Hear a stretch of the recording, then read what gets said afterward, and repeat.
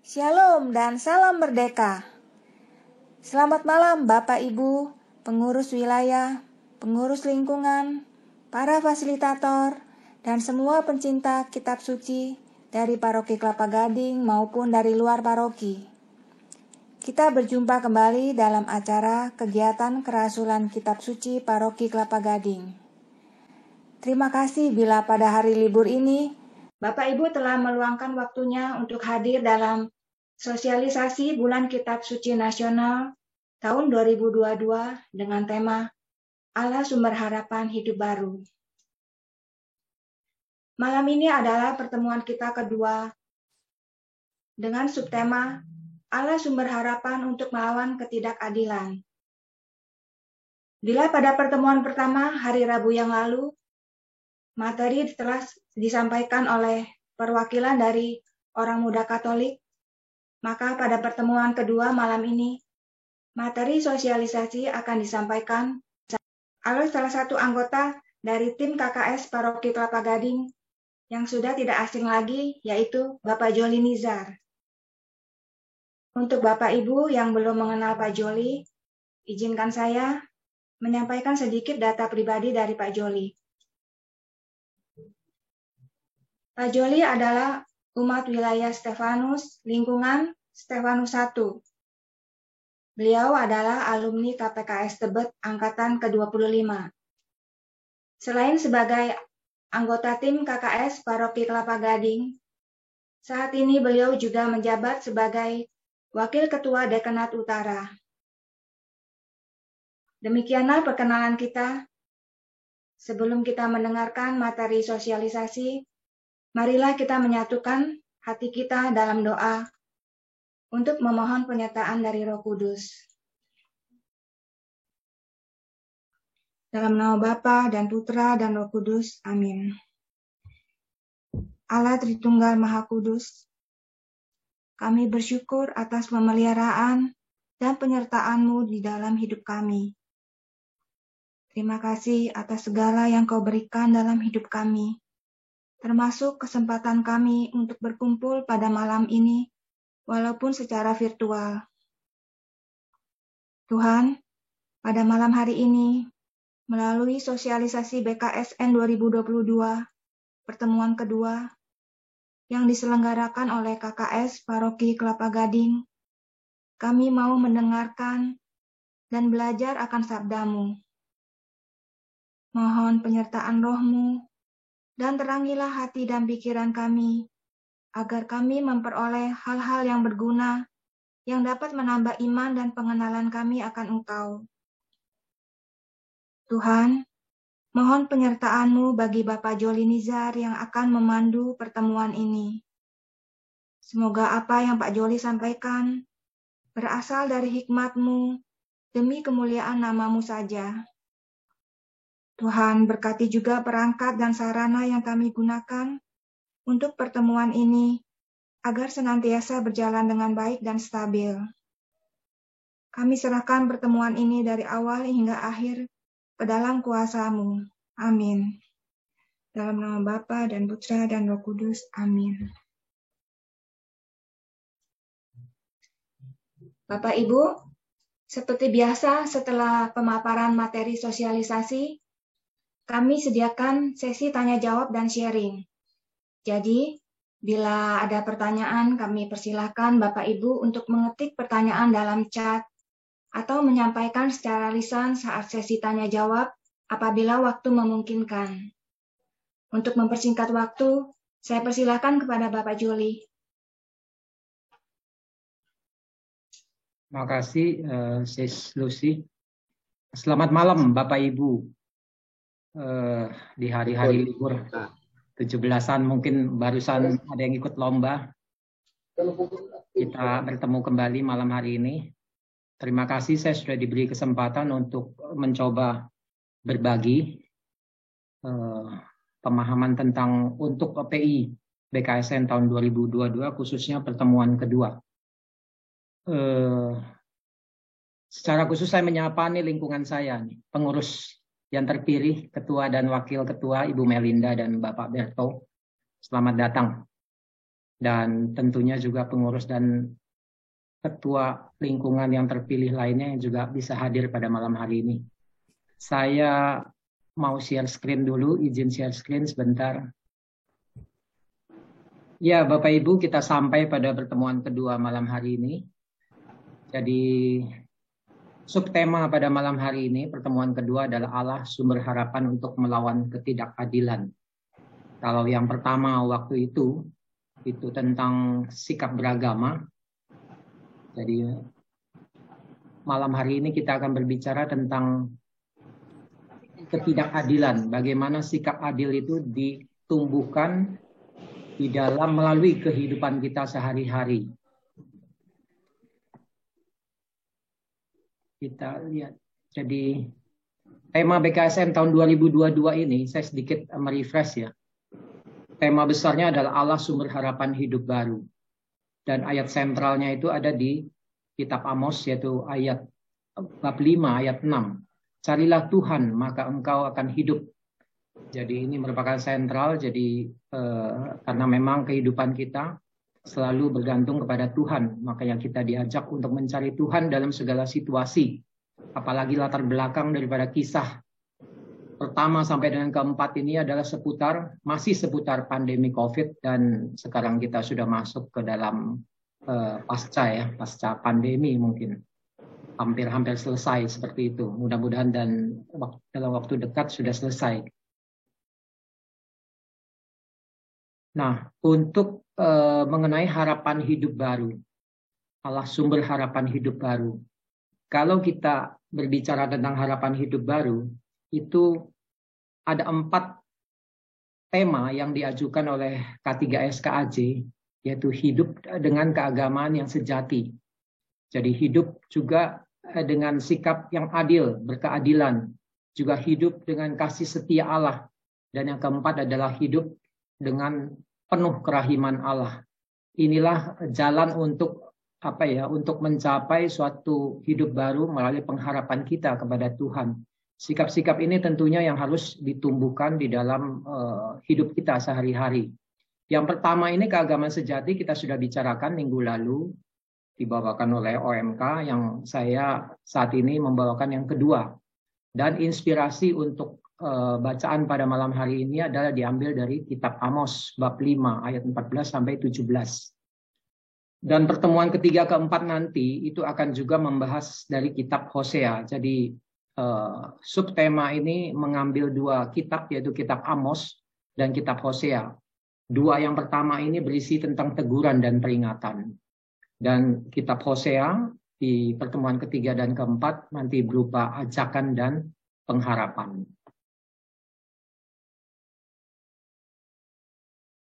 Kira-kira apa yang akan saya sampaikan nanti?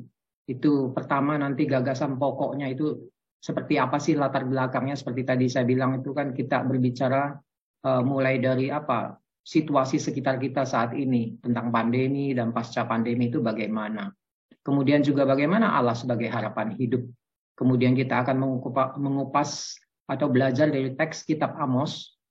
Karena teks kitab Amos ini nggak panjang, hanya 9, nanti kurang lebih secara menyeluruh saya sampaikan garis besarnya. Nah, nanti baru kita masuk ke dalam bacaan kita yang hanya 4 ayat ya, 14 sampai 17. Baru kita sampai pada pesan dan penerapan, dan terakhir adalah refleksi. Tentunya nanti refleksi Bapak Ibu boleh men-sharingkan apa yang dialami selama ini. Nah, ini gagasan pendukungnya seperti yang tadi saya bilang. Masih seputar topik tentang pandemi COVID. Jadi kita sudah mengalami ya namanya pandemi, bukan pandemi ya. Jadi mungkin waktu itu belum dikenal pandemi. Jadi virus COVID, virus corona seperti itu. Kemudian baru berupa pandemi, dan sekarang kita sudah mengalami yang menjelang akhir pasca pandemi. Nah, pada saat pandemi berlangsung itu kan kita mengalami, seringkali kita sharing dalam pertemuan ini juga hal-hal yang kita alami waktu itu. Kita sulit untuk mengakses, salah satunya sulit untuk mengakses daripada kesehatan. Karena kenapa? Yang berduit mungkin akan lebih mudah Tapi mereka-mereka yang miskin, mereka-mereka yang kekurangan, mereka-mereka yang jauh dari akses rumah sakit, mereka-mereka yang tidak terjangkau dari fasilitas kesehatan, itu mereka sangat-sangat terpuruk. Inilah salah satu bentuk ketidakadilan seperti itu. Belum lagi kita bicara tentang banyak yang bangkrut seperti itu.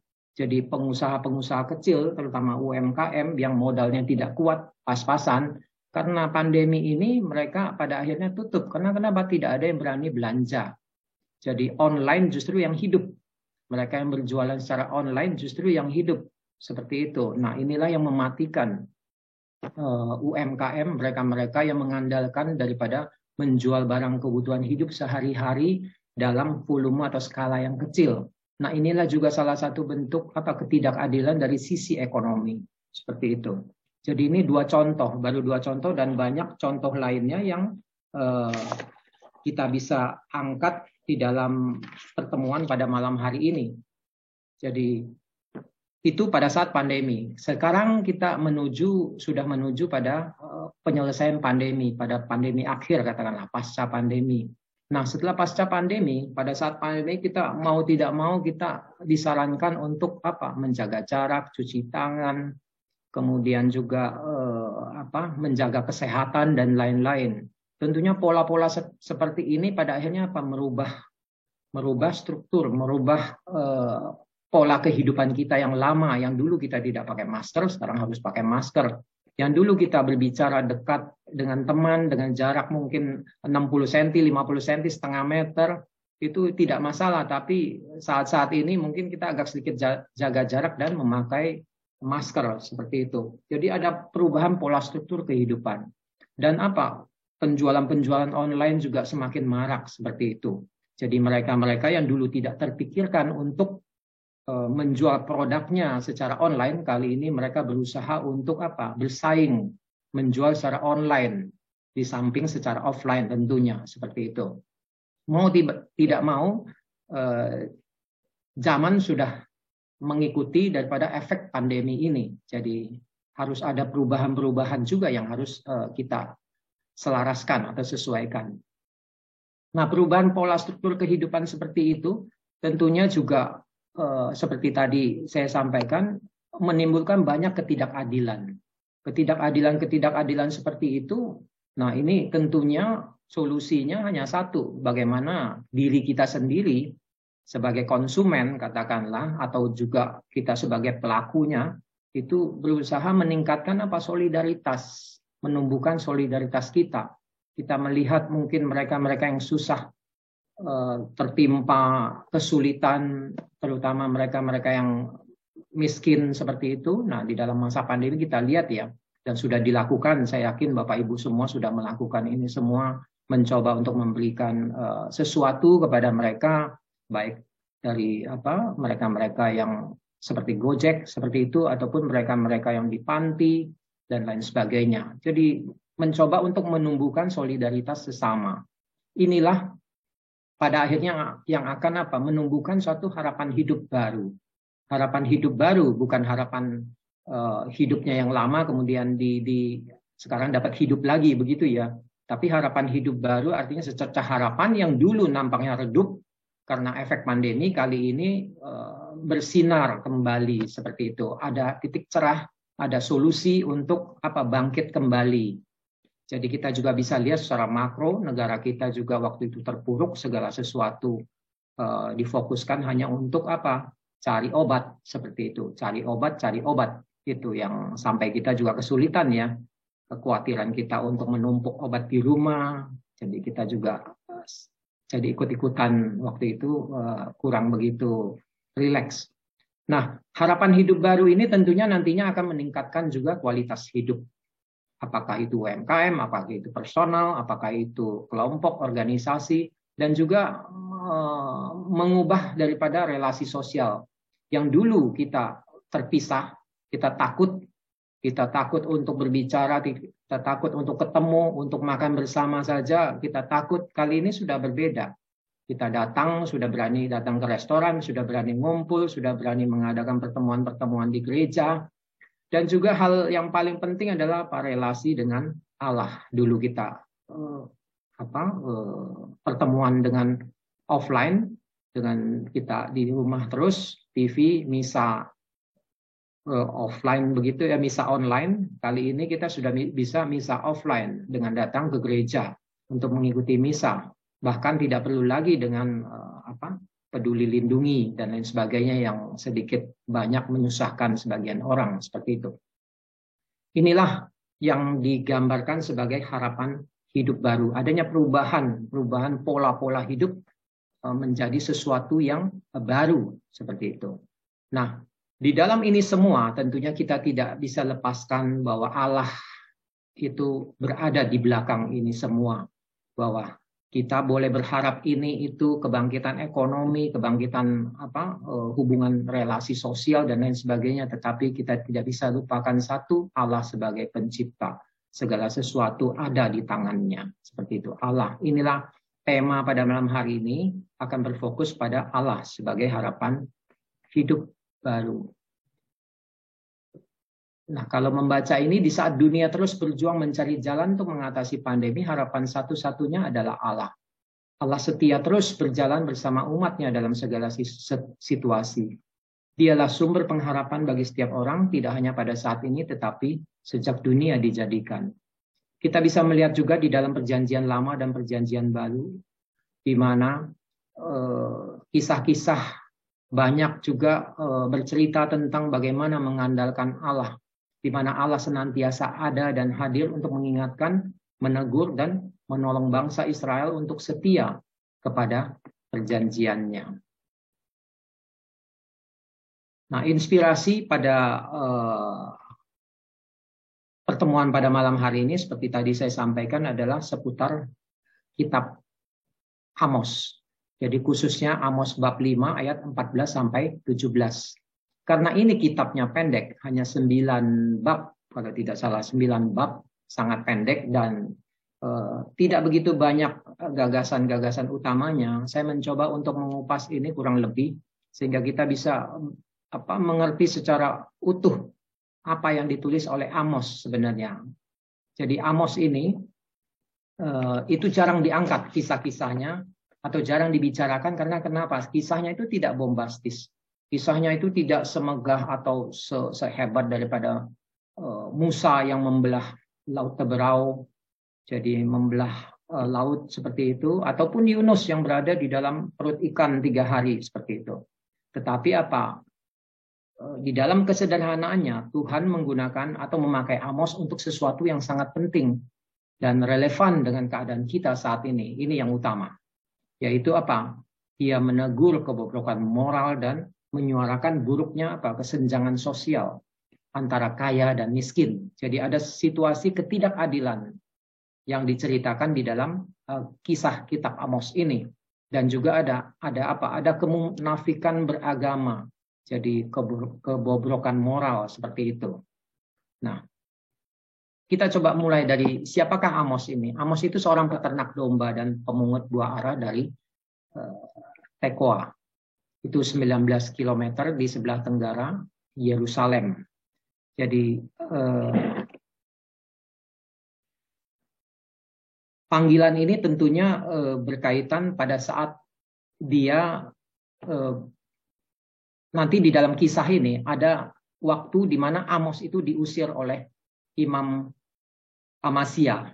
Jadi dia ini sebenarnya berasal dari Israel Selatan, Yerusalem, tetapi dia berkarya di utara. Sehingga kenapa? Pasti ada kecurigaan daripada orang-orang utara. Ini kok orang selatan kok malah diutus datang ke utara. Jangan-jangan dia itu adalah mata-mata atau seperti itu. Jadi dia berkarya di utara Israel pada tahun 762 sebelum Masehi, pada zaman Uzia di Raja Yehuda, itu di selatan ya. Jadi negaranya sendiri itu di Yehuda, dia berasal dari Yehuda. Dan dia tapi berkarya di utara, di dalam zaman kerajaan Yerobeam. Jadi pada saat dia ke utara, itu timbul kecurigaan orang-orang sana, jangan-jangan ini orang mata-mata seperti itu. Atau dia mau memasukkan sesuatu gitu loh ke negaranya. Jadi inilah yang pada saatnya nanti dia akan diusir oleh Imam Amasya ketika dia berkunjung ke Betel. Ke Betel seperti itu, dia diusir oleh Imam Amasya untuk disuruh kembali ke Yehuda, disuruh pulang. Makanya dia berkarir tidak lama sebagai nabi. Nah, pada saat dia diminta pulang oleh Imam Amasya, dia berkata, aku ini bukan nabi. Aku ini tidak termasuk golongan nabi, melainkan apa? Aku seorang peternak dan pemungut buah hara. Dari situ kita tahu bahwa apa? Sebenarnya Nabi Amos itu profesinya adalah orang yang sangat sederhana. Dia bukan orang hebat. Dia seorang peternak domba, pemungut buah hara, tetapi dia dipanggil Tuhan. Jadi Bapak Ibu, saya ketika membaca ini satu refleksi juga bahwa Tuhan itu tidak melihat siapa kita ketika dia mengutus kita, seperti itu. Kita tidak perlu berkecil hati kalau kita mungkin merasa rendah diri karena sesuatu dan lain hal. Karena kenapa? Tuhan tidak memilih-milih untuk memanggil siapapun untuk menjadi apa? Suara, corong suara daripadanya. Karena kenapa? Fungsi nabi itu kan sebagai fungsinya itu kan sebagai corong suara daripada Allah sendiri. Jadi dia menyuarakan apa yang disabdakan oleh Allah, seperti itu. Nah, pada saat dia di Betel itu, dia berkata kepada Amasya yang tadi saya aku ini bukan nabi, aku ini tidak termasuk golongan nabi. Ini juga menegaskan bahwa apa? Tuhan secara khusus memanggilnya, walaupun apa latar belakangnya dia adalah orang yang sangat sederhana, orang yang mungkin tidak dilirik oleh orang lain, seperti itu. Nah, akhir karya daripada Nabi Amos ini tidak jelas. Kemungkinan dia tidak lama berkaryanya, mengingat apa? Yaitu tadi dia diusir oleh Imam Amasya ketika dia berkunjung ke Betel. Itu ada di Amos 7 ayat 10 sampai 17. Nah, bagaimana latar zaman Amos berkarya? Jadi pada saat dua raja itu, Raja Yehuda, Raja Uzia dan Raja Yerobeam II di utara bertahta, itu Israel dalam kemajuan dan kemakmuran yang luar biasa. Jadi rakyatnya itu makmur sekali dan negaranya maju. Mereka mencaplok negara-negara sekitarnya. Bahkan sampai Damaskus, Suria juga itu dicaplok oleh Raja Yerobeam II. Jadi itu yang menyebabkan apa negaranya itu maju. Semakin luas wilayah mereka. Nah, kehidupan nyaman orang-orang di Israel itu, di Samaria dan di Yerusalem. Samaria itu ibu kota daripada Israel pada saat itu, dan Yerusalem ibu kota daripada Yehuda di kerajaan selatan pada saat itu. Kehidupan nyaman ini tentunya membuat orang-orang itu menjadi apa? Terlena. Mereka hidup senang, hidup bermegah-megah, hidup dengan segala sesuatu yang mudah. Jadi mereka bukan orang-orang yang tidak beragama, mereka justru orang-orang yang beragama. Mereka itu rajin beribadah seperti itu. Tetapi apakah ibadahnya itu diterima oleh Tuhan atau tidak, kita akan lihat seperti itu. Jadi sampai-sampai apa? Mereka karena rajin beribadah, rajin juga mempersembahkan kurban, mereka juga berharap hari Tuhan atau hari kemenangan akan datang segera. Itu kita bisa baca di Amos 5 ayat 18. Tetapi apa? Amos menolak keyakinan tersebut. Kalau kita baca di ayat 18 bab 5 itu, bahwa apa? Amos mengatakan bahwa hari Tuhan itu justru sebaliknya, hari itu kegelapan, bukan terang. Kenapa dia berkata seperti itu?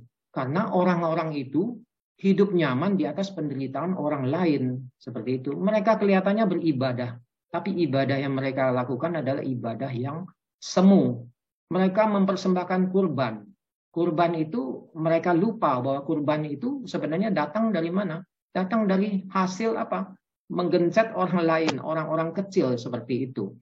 Jadi itulah ibadah-ibadah semu yang diutarakan oleh Amos. Makanya dia bilang hari Tuhan itu bukan hari kemenangan. Kalian berharap hari Tuhan itu datang, tetapi hari itu adalah hari kegelapan, bukan terang. Nah, sebagai peternak, Amos juga sering keluar kota. Dia kan berdagang ya. Jadi dia bisa melihat situasi kontras antara kaya dan miskin. Orang kaya itu memperoleh kekayaan dengan cara tidak adil, termasuk memeras orang-orang miskin. Itu ada di Amos 2 ayat 6 sampai 8. Jadi Amos di dalam mengutarakan ini, dia itu bukan orang yang miskin seperti itu ya Bapak Ibu. Dia itu peternak itu yang mempunyai kambing domba seperti itu. Dia jadi termasuk orang-orang yang cukup, orang yang kaya sebenarnya Amos. Justru dia yang mengkritik orang-orang yang pada saat itu. Jadi supaya orang juga tidak curiga kepada dia seolah-olah dia mau mengambil ada sesuatu udang di balik batu seperti itu. Tetapi Amos menunjukkan bahwa dia itu juga orang yang berkecukupan, tapi dia tidak hidup seperti mereka. Ini latar zaman Amos berkarya, situasi masyarakat pada saat itu sudah ada sedikit kebobrokan moral dan kemunafikan di dalam beragama. Itu saja sebenarnya intinya kisah Amos ini, situasi masyarakat pada saat itu dan suara-suara yang diutarakan oleh Amos. Nah, tadi saya sudah sampaikan bagaimana Amos ini dipanggil. Itu disampaikan Amos di dalam konteks menanggapi pengusiran oleh Imam Amasya di bab 7 ayat 10 sampai 17. Amos menegaskan bahwa ia bukan nabi dan tidak termasuk golongan nabi. Jadi dia bilang kepada Imam Amasya mengusir dia setelah dia berkarya sekian tahun, dia kemudian diusir oleh Imam Amasya kembali ke Yehuda. Dia menegaskan bahwa ia bukan nabi dan tidak termasuk golongan nabi. Gitu loh. Karena kenapa citra nabi pada saat itu adalah sangat buruk. Karena mereka suka memanfaatkan nubuat sebagai sarana untuk mencari makan. Jadi Amos juga mengatakan di dalam ayat 15 bahwa menjadi nabi itu bukan kehendaknya, tetapi Tuhan mengambil aku dari pekerjaan menggiring kambing domba dan Tuhan berfirman kepadaku, pergilah bernubuatlah terhadap umatku Israel. Jadi kembali lagi panggilan itu tidak bisa ya kita sendiri untuk melakukan itu. Kalau kita melakukan atas keinginan kita sendiri itu kemauan kita sendiri, tetapi panggilan kita pun itu adalah panggilan yang berasal dari Tuhan. Kita melakukan pelayanan-pelayanan, tentunya kita percaya bahwa itu adalah panggilan Tuhan. Bagaimana kita membedakan panggilan itu bahwa itu panggilan Tuhan atau enggak? Tidak ada yang bisa menjelaskan ya Bapak Ibu. Tentunya ini berkaitan dengan kehidupan rohani kita, karena Tuhan berbicara di dalam diri kita dan kita yang bisa mengerti itu antara kita dan Tuhan. Demikian pula dengan Amos. Gitu. Kalau orang bertanya bagaimana dia menerima panggilan ini, nggak ada yang tahu. Yang tahu hanya Amos sendiri bagaimana Tuhan berbicara dengannya. Tuhan tidak mendikte harus berkata ini, berkata itu, seperti apa yang dituliskannya di dalam kitab Amos. Tapi itu adalah inspirasi yang diambil sehingga dia keluar tulisan-tulisan di dalam kitab itu. Inilah panggilan Amos. Nah, kita masuk ke dalam struktur kitab Amos. Ini tidak sulit Bapak Ibu ya. Jadi ada 9 bab 1 sampai 9 itu rata-rata sebenarnya isinya itu berisi tentang nubuat, perkataan, dan yang terakhir ada penglihatan-penglihatan. Yang pertama adalah pengantar. Ada pengantar di bab 1 ayat 1 sampai 2. Nah, pengantar ini itu menurut ahli kitab suci itu disusun oleh editor akhir. Itu di dalam setelah pasca pembuangan. Tentunya kalau disusun editor akhir ini editor ini tidak menulis pada saat Amos berkarya. Jadi ada tambahan-tambahan seperti itu. Nah, yang Amos 1 bab 1 ayat 3 sampai 2:16 itu berisi tentang nubuatan. Ini sumbernya daripada murid-murid Amos. Jadi pada saat Amos berkarya itu tentunya ada orang-orang sekitarnya, orang-orang yang mengikutinya. Itu yang pada akhirnya menjadi murid-muridnya. Murid-murid itulah yang pada akhirnya mengumpulkan data-data seperti itu dan menuliskannya. Ini berupa nubuat, dan yang ditulis oleh Amos sendiri ini adalah bab 3 ayat 1 sampai 6 ayat 14. Ini sentralnya. Berupa perkataan, di dalam perkataan ini juga ada kecaman, nubuat, dan lain sebagainya itu bergabung jadi satu. Itu sumber dari Amos sendiri. Nah, kita akan berbicara malam ini kan bab 5. Itulah saya kalau melihat ini itu sebenarnya titik tengahnya ada di situ. Apa yang mau disampaikan oleh Allah melalui Nabi Amos. Kemudian Amos 7 sampai 9 itu setelah Nabi Amos menyampaikan perkataan-perkataan nubuat, dia kemudian pada saat bab 5 nanti itu dia diusir kembali ke Yehuda. Nah, pada saat sebelum dia kembali dia menulis tentang penglihatan-penglihatan seperti itu. Jadi bukan lagi berupa nubuat, tapi dia ada penglihatan-penglihatan yang dia juga sampaikan. Nah, ini ditulis oleh murid-muridnya Amos. Dan yang terakhir adalah penutup. Penutup ini merupakan apa? Janji pemulihan. Tapi lagi-lagi itu disusun oleh editor akhir pada setelah pasca pembuangan seperti itu. Jadi setelah Amos berkarya. Jadi kita tidak tahu apakah itu benar atau enggak, tapi yang kita tahu bahwa ini ditulis di dalam Alkitab dan itu adalah suatu kebenaran. Ini Bapak Ibu kira-kira struktur kitab Amos. Kita lihat apa gagasan pokoknya. Gagasan pokoknya juga sederhana. Sebenarnya sudah saya sampaikan tadi. Jadi gagasan pokok kitab Amos kita lihat. Yang pertama adalah ketidakadilan. Jadi ketidakadilan ini yang kuat itu mengabaikan keadilan dan menindas yang lemah, yang kecil. Jadi tadi kita sudah berbicara tentang situasi masyarakat pada saat itu. Orang-orang bermegah atas kekayaannya, mereka hidup nyaman. Mereka merampas kemerdekaan seseorang itu karena hutang. Itu ada di Amos 2 ayat 6. Juga mereka tidak jujur di dalam perdagangan dan perekonomian. Mereka menguras harta orang-orang miskin. Jadi di dalam berdagang berekonomi ya mereka itu menekan orang-orang kecil seperti itu. Itu ada di Amos 2 ayat 7a. Dan juga terjadi kerusakan moral di sana sini, di mana di dalam bab 2 ayat 7b ditulis anak dan ayah pergi menjamah seorang perempuan muda. Ini teguran-teguran keras daripada Amos kepada umat Israel pada saat itu. Ia berkata bahwa Israel itu adalah umat pilihan Allah, tetapi keadilan telah runtuh, kebenaran telah terhempas. Hai kamu yang mengubah keadilan menjadi ipuh itu adalah racun ya, dan yang mengempaskan kebenaran. Jadi ini satu kecaman daripada Amos, bahwa kalian ini telah mengubah keadilan itu menjadi racun. Dan telah mengempaskan kebenaran, dia telah menghapuskan apa yang diajarkan Tuhan, yaitu satu kebenaran. Kemudian yang kedua adalah sistem peradilan yang telah merosot. Wibawa dan kredibilitas pengadilan di pintu gerbang mengalami kemerosotan karena pengaruh orang-orang kuat.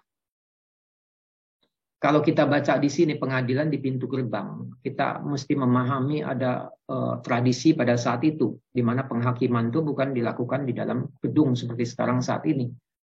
Pengadilan untuk menghakimi orang itu dilakukan di pintu gerbang. Tujuannya apa? Supaya itu terang benderang kasus itu dan banyak orang bisa lihat. Jadi itu akan mengundang para penatua untuk hadir di pintu gerbang, untuk ikut memutuskan dan menjadi saksi atas kasus tersebut. Sehingga kasus itu sewaktu diputuskan menjadi kuat di dalam keputusannya dan tidak bisa digugat oleh masyarakat pada saat itu karena dilakukan di pintu gerbang yang terbuka. Jadi wibawa kredibilitas pengadilan di pintu gerbang itu mengalami kemerosotan karena pengaruh orang-orang yang berduit gitu, seperti itu. Ya ini nggak jauh kan dari saat ini gitu ya. Yang berduit pun juga bisa bermain dan lain sebagainya. Itu bukan satu hal yang tertutup lagi saat-saat ini seperti itu. Jadi pada zaman itu proses pengadilan berlangsung di pintu gerbang kota dengan penatua-penatua setempat sebagai hakim. Kita ingat kitab Rut bab 4 ayat 1 sampai 12 ya, di mana ada yang disebut sebagai penebus untuk Naomi. Naomi itu adalah ibu mertua daripada Rut. Jadi yang mengikuti dia. Jadi anak Naomi 2 sudah meninggal, suaminya juga Elimelek sudah meninggal. Nah, tinggallah dia dengan Rut. Rut ini kan harus diambil oleh saudaranya. Ketika Boas bertemu dengan penebus ini, saudara daripada suami Naomi sendiri. Nah, itu kan harusnya dia yang mengambil hak ini, mengambil tanah daripada Naomi yang akan dijual. Harus dijual dulu kepada orang-orang terdekat saudaranya. Dan sewaktu menjual tanah itu, termasuk Rut diberikan sebagai bonusnya. Seperti itu. Jadi jual tanah juga mendapat istri daripada anaknya yang sudah meninggal, Rut. Nah pada saat itulah penebus itu menolak. Karena itu dia bilang ya itu akan merusak karena saya sudah ada keluarga, merusak pusaka saya. Seperti itu. Nah, pada akhirnya Rut dikawinkan dengan Boas. Dan itu semua terjadi di mana? Di pintu gerbang kota oleh penatua-penatua sebagai hakimnya. Jadi pada saat Boas mengambil Rut dan tanah Naomi, jadi itu legal. Karena kenapa? Sudah disaksikan oleh penatua-penatua di tempat tersebut.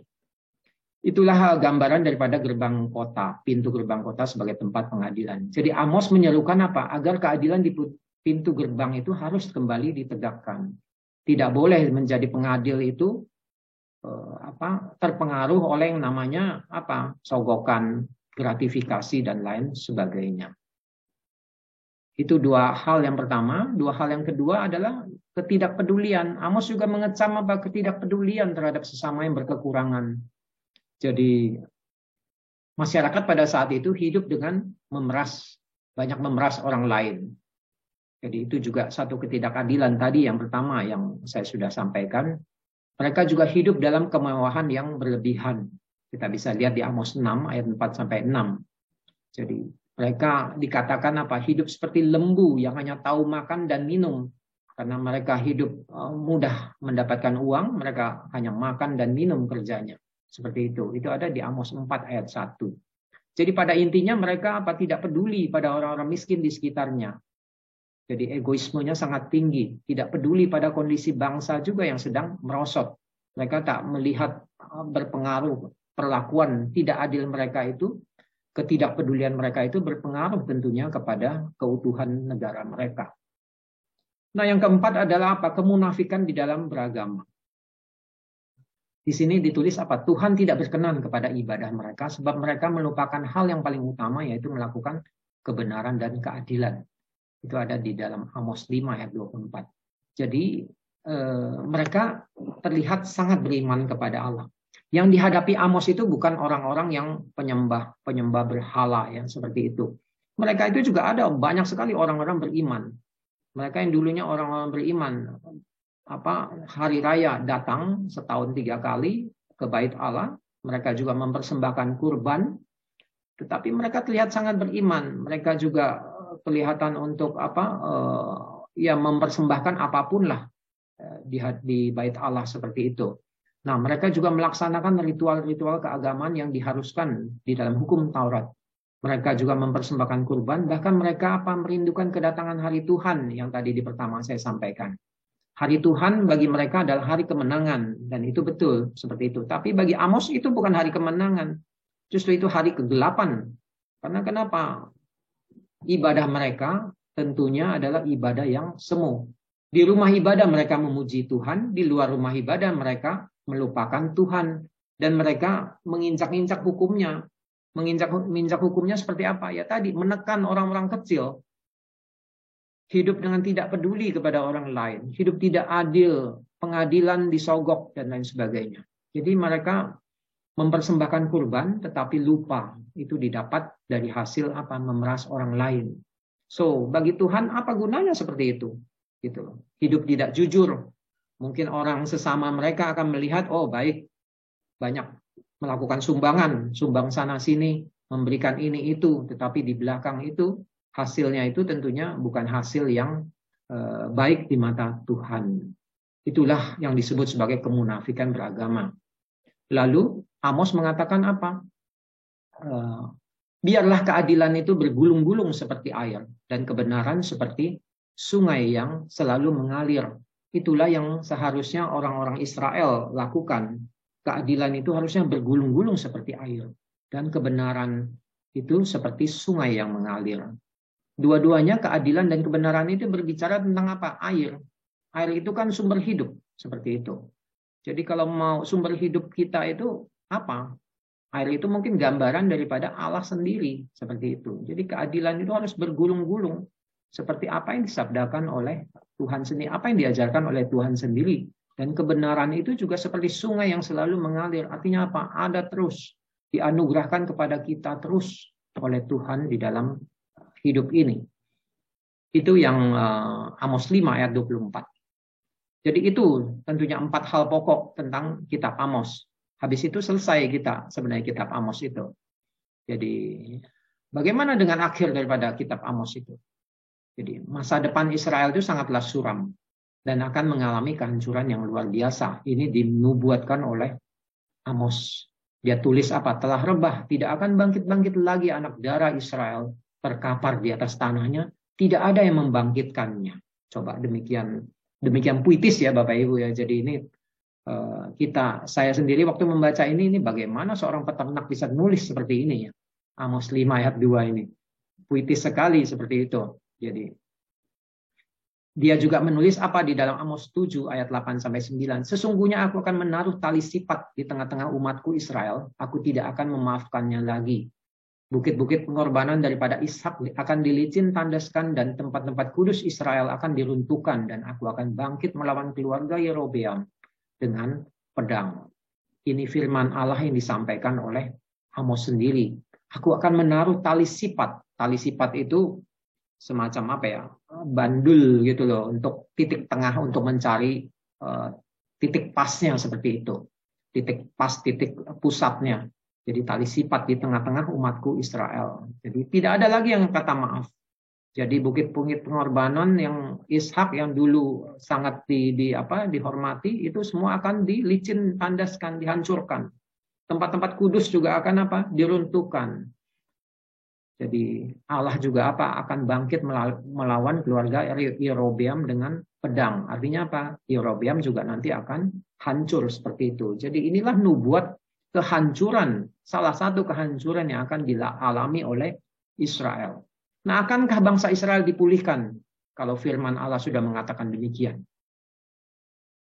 Amos 9 ayat 11 sampai 15 menyatakan janji keselamatan. Di saat hukuman itu datang, di saat umat Allah meminta pertolongan kepada Tuhan, Tuhan itu adalah Allah yang berbelas kasih. Dia pun tidak sampai hati. Pada akhirnya dia pun setelah menghukum mungkin akan juga memberikan satu keselamatan, satu jalan untuk keluar daripada kesulitan-kesulitan. Nah, di dalam Amos 9 11 sampai 15 kita akan melihat janji keselamatan itu. Tetapi sekali lagi perikop ini tadi yang restruktur itu merupakan hasil tambahan editor kemudian. Namun kalau dicermati di antara nubuat yang demikian suram, Nabi Amos mengisyaratkan kasih Allah terhadap bangsa Israel, yakni kalau mereka berbalik dari dosa dan kejahatan. Sesungguhnya Allah itu sudah berbicara sebelum dia menyatakan janji keselamatan pada akhir kitab Amos. Di dalam Amos 5 di pertengahan itu pun Allah sudah mengisyaratkan bahwa itu Allah yang penuh kasih. Dia akan mengasihi umat Israel kalau mereka berbalik dari dosa dan kejahatan. Kita lihat apa yang dikatakan di dalam Amos 5 ayat 15 ini sebelah kiri. Bencilah yang jahat dan cintailah yang baik. Dan tegakkanlah keadilan di pintu gerbang. Mungkin Tuhan Allah semesta alam akan mengasihani sisa-sisa keturunan Yusuf. Jadi dia meminta umat Israel untuk membenci yang jahat dan mencintai yang baik. Apa artinya ini semua? Nanti sebentar kita akan masuk ke dalam pendalaman teks ya. Teks ini tentunya yang sentralnya. Dan tegakkanlah keadilan di pintu gerbang yang tadi kita sudah bahas. Keadilan di pintu gerbang. Mungkin Tuhan Allah semesta alam akan mengasihani sisa-sisa keturunan Yusuf. Jadi sudah diisyaratkan oleh Amos sebenarnya. Sebelum janji keselamatan pada akhir kitab Amos disampaikan. Jadi kalau kita mencermati, Tuhan sudah memberikan kesempatan selalu di antara teguran, Tuhan selalu memberikan kesempatan. Sama dengan kita saat ini. Tuhan menegur, Tuhan memberi kesempatan. Apakah kita melakukan, bertobat, itu tergantung kembali lagi kepada kita sendiri. Kalau kita tidak bertobat, terus jalan itu. Penghukuman itu. Jadi itu Bapak Ibu, akhir daripada kitab Amos. Sekarang kita lihat bacaan kita. Bacaan teks daripada PI BKSN malam hari ini. Itu bab 5 ayat 14 sampai 17. Jadi hanya ada 4 ayat. Jadi ini berada di tengah-tengah daripada kitab Amos. Kitab Amos tadi 9 bab ya. Ini bab 5 ayat 14 sampai 17. Ini ditulis oleh Amos sendiri. Jadi ini di dalam paparan daripada buku BKSN itu latar belakang seperti di awal tadi saya sampaikan ya. Situasi kondisi kehidupan saat pandemi dan pasca pandemi saat ini itu tetap menjadi refleksi yang aktual ya. Bagaimana saya atau kita dapat menciptakan perilaku yang adil dan berkeadilan bagi sesama, terutama mereka yang kecil, lemah, miskin, tertindas dan juga yang difabel. Jadi ini sebenarnya misinya ke situ. Pada akhirnya goalnya pertemuan PIBKSN kedua ini akan bagaimana menciptakan perilaku yang adil dan berkeadilan sih, dengan mencermati apa yang Amos lakukan. Masyarakat pada saat itu terjadi, kondisi situasi masyarakat pada saat Amos berkarya seperti itu. Itu menjadi cerminan kita. Dalam hal ini teks Amos 14:17 itu memberi inspirasi yang baik bagaimana sikap yang adil bisa ditumbuhkan melalui perilaku hidup seseorang. Jadi kita bisa lihat ya di bawah ini gambarnya orang memberi makan kepada tukang pemungut ini sampah di jalanan. Ini juga pedagang-pedagang yang dulu kena efek, nggak bisa berdagang karena nggak ada yang berani beli karena dekat-dekat bisa virus, makanan pun juga banyak virus seperti itu. Sampai ada gerakan UMKM supaya jualan online seperti itu, supaya bisa hidup karena zaman sudah berubah. Kembali lagi kalau kita lihat bab 5 ini sebenarnya sederhana. Saya coba untuk menyederhanakan supaya kita tuh mudah untuk tidak usah kemana-mana, tidak usah ini, kita sudah bisa ini ya. Ayat 1-3 kita lihat kecaman terhadap umat Israel pada saat itu tidak mau bertobat. Kemudian diberikan nasihat untuk mencari kebenaran. Tentunya kalau bertobat itu ya bertobat kembali ke dalam jalan yang diridhoi oleh Allah sendiri. Itulah kebenaran, nasihat untuk mencari kebenaran. Kebenaran itu siapa ya? Tuhan. Carilah aku maka engkau akan hidup. Kita ingat ya minggu lalu, carilah Tuhan maka engkau akan hidup. Itulah kebenaran. Nasihat untuk mencari kebenaran. Bab 5 ayat 46 ini yang minggu lalu nih. Minggu ini kita masuk 14:17. Didahului kecaman terhadap sikap yang tidak adil, perilaku, perkosaan terhadap keadilan. Jadi kecaman terhadap sikap tidak adil nanti bisa dibaca di 7-13. Kemudian muncul lagi nasihat untuk menegakkan keadilan. Ini yang kita bahas malam ini 14:17. Bagaimana untuk menegakkan keadilan di pintu gerbang tadi.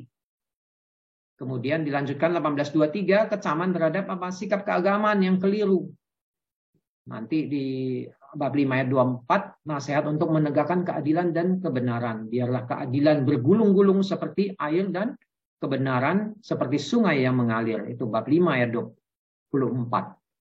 Jadi kita lihat ada kecaman, ada nasihat, kecaman, nasihat, kecaman, nasihat. Dan kalau kita lihat ini keadilan dan kebenaran sumbernya itu kan adalah kebenaran sendiri, Tuhan sendiri. Di ayat 4 dan 6 yang minggu lalu kita bicarakan. Bagaimana kalau kita tidak bertitik tolak dari kebenaran ini, tidak bakal ada keadilan. Orang yang tidak mengandalkan dirinya kepada Tuhan, sulit untuk berperilaku adil kepada sesama.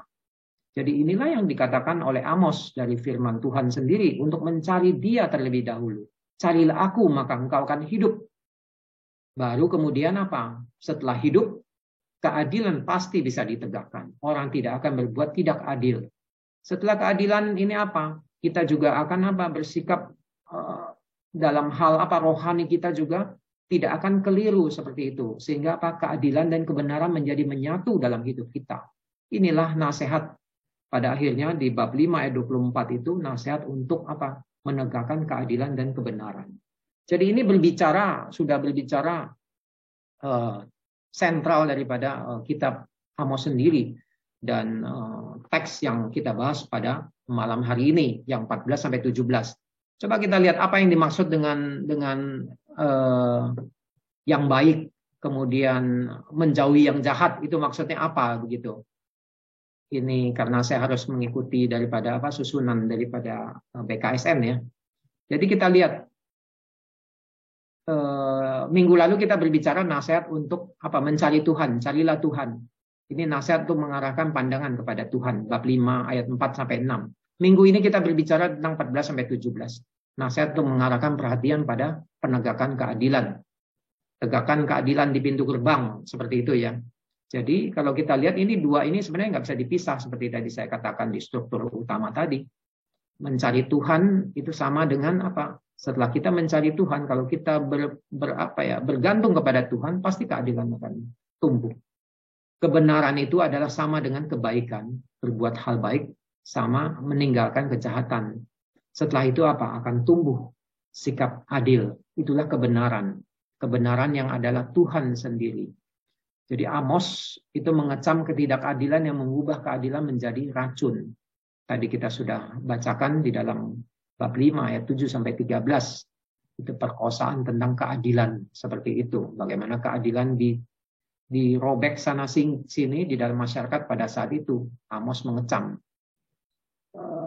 Coba bandingkan dengan Amsal 21 ayat 3, di mana dikatakan dalam kitab Amsal itu melakukan kebenaran dan keadilan lebih dikenan Tuhan daripada kurban.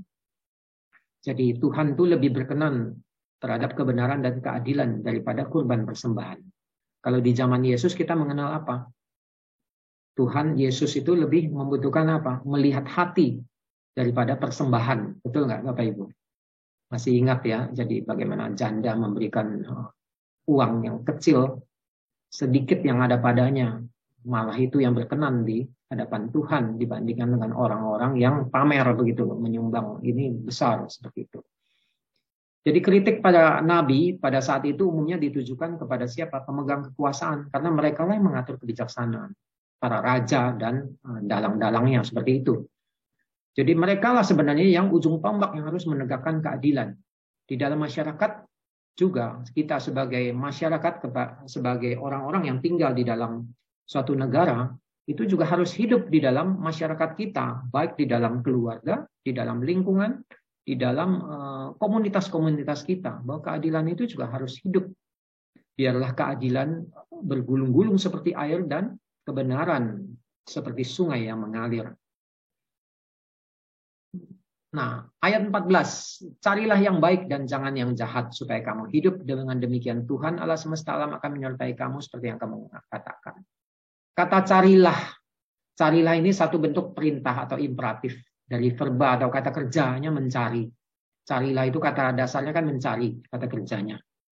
Nah, ayat 46 itu 4 dan 6 itu minggu lalu, carilah Tuhan maka engkau akan hidup. Sekarang carilah yang baik. Itu kan kira-kira sama antara Tuhan dengan yang baik. Yang baik itu ya Tuhan, seperti itu. Jadi ini yang mau dikatakan ini. Jadi ada keterkaitan antara pertemuan minggu lalu dengan minggu ini.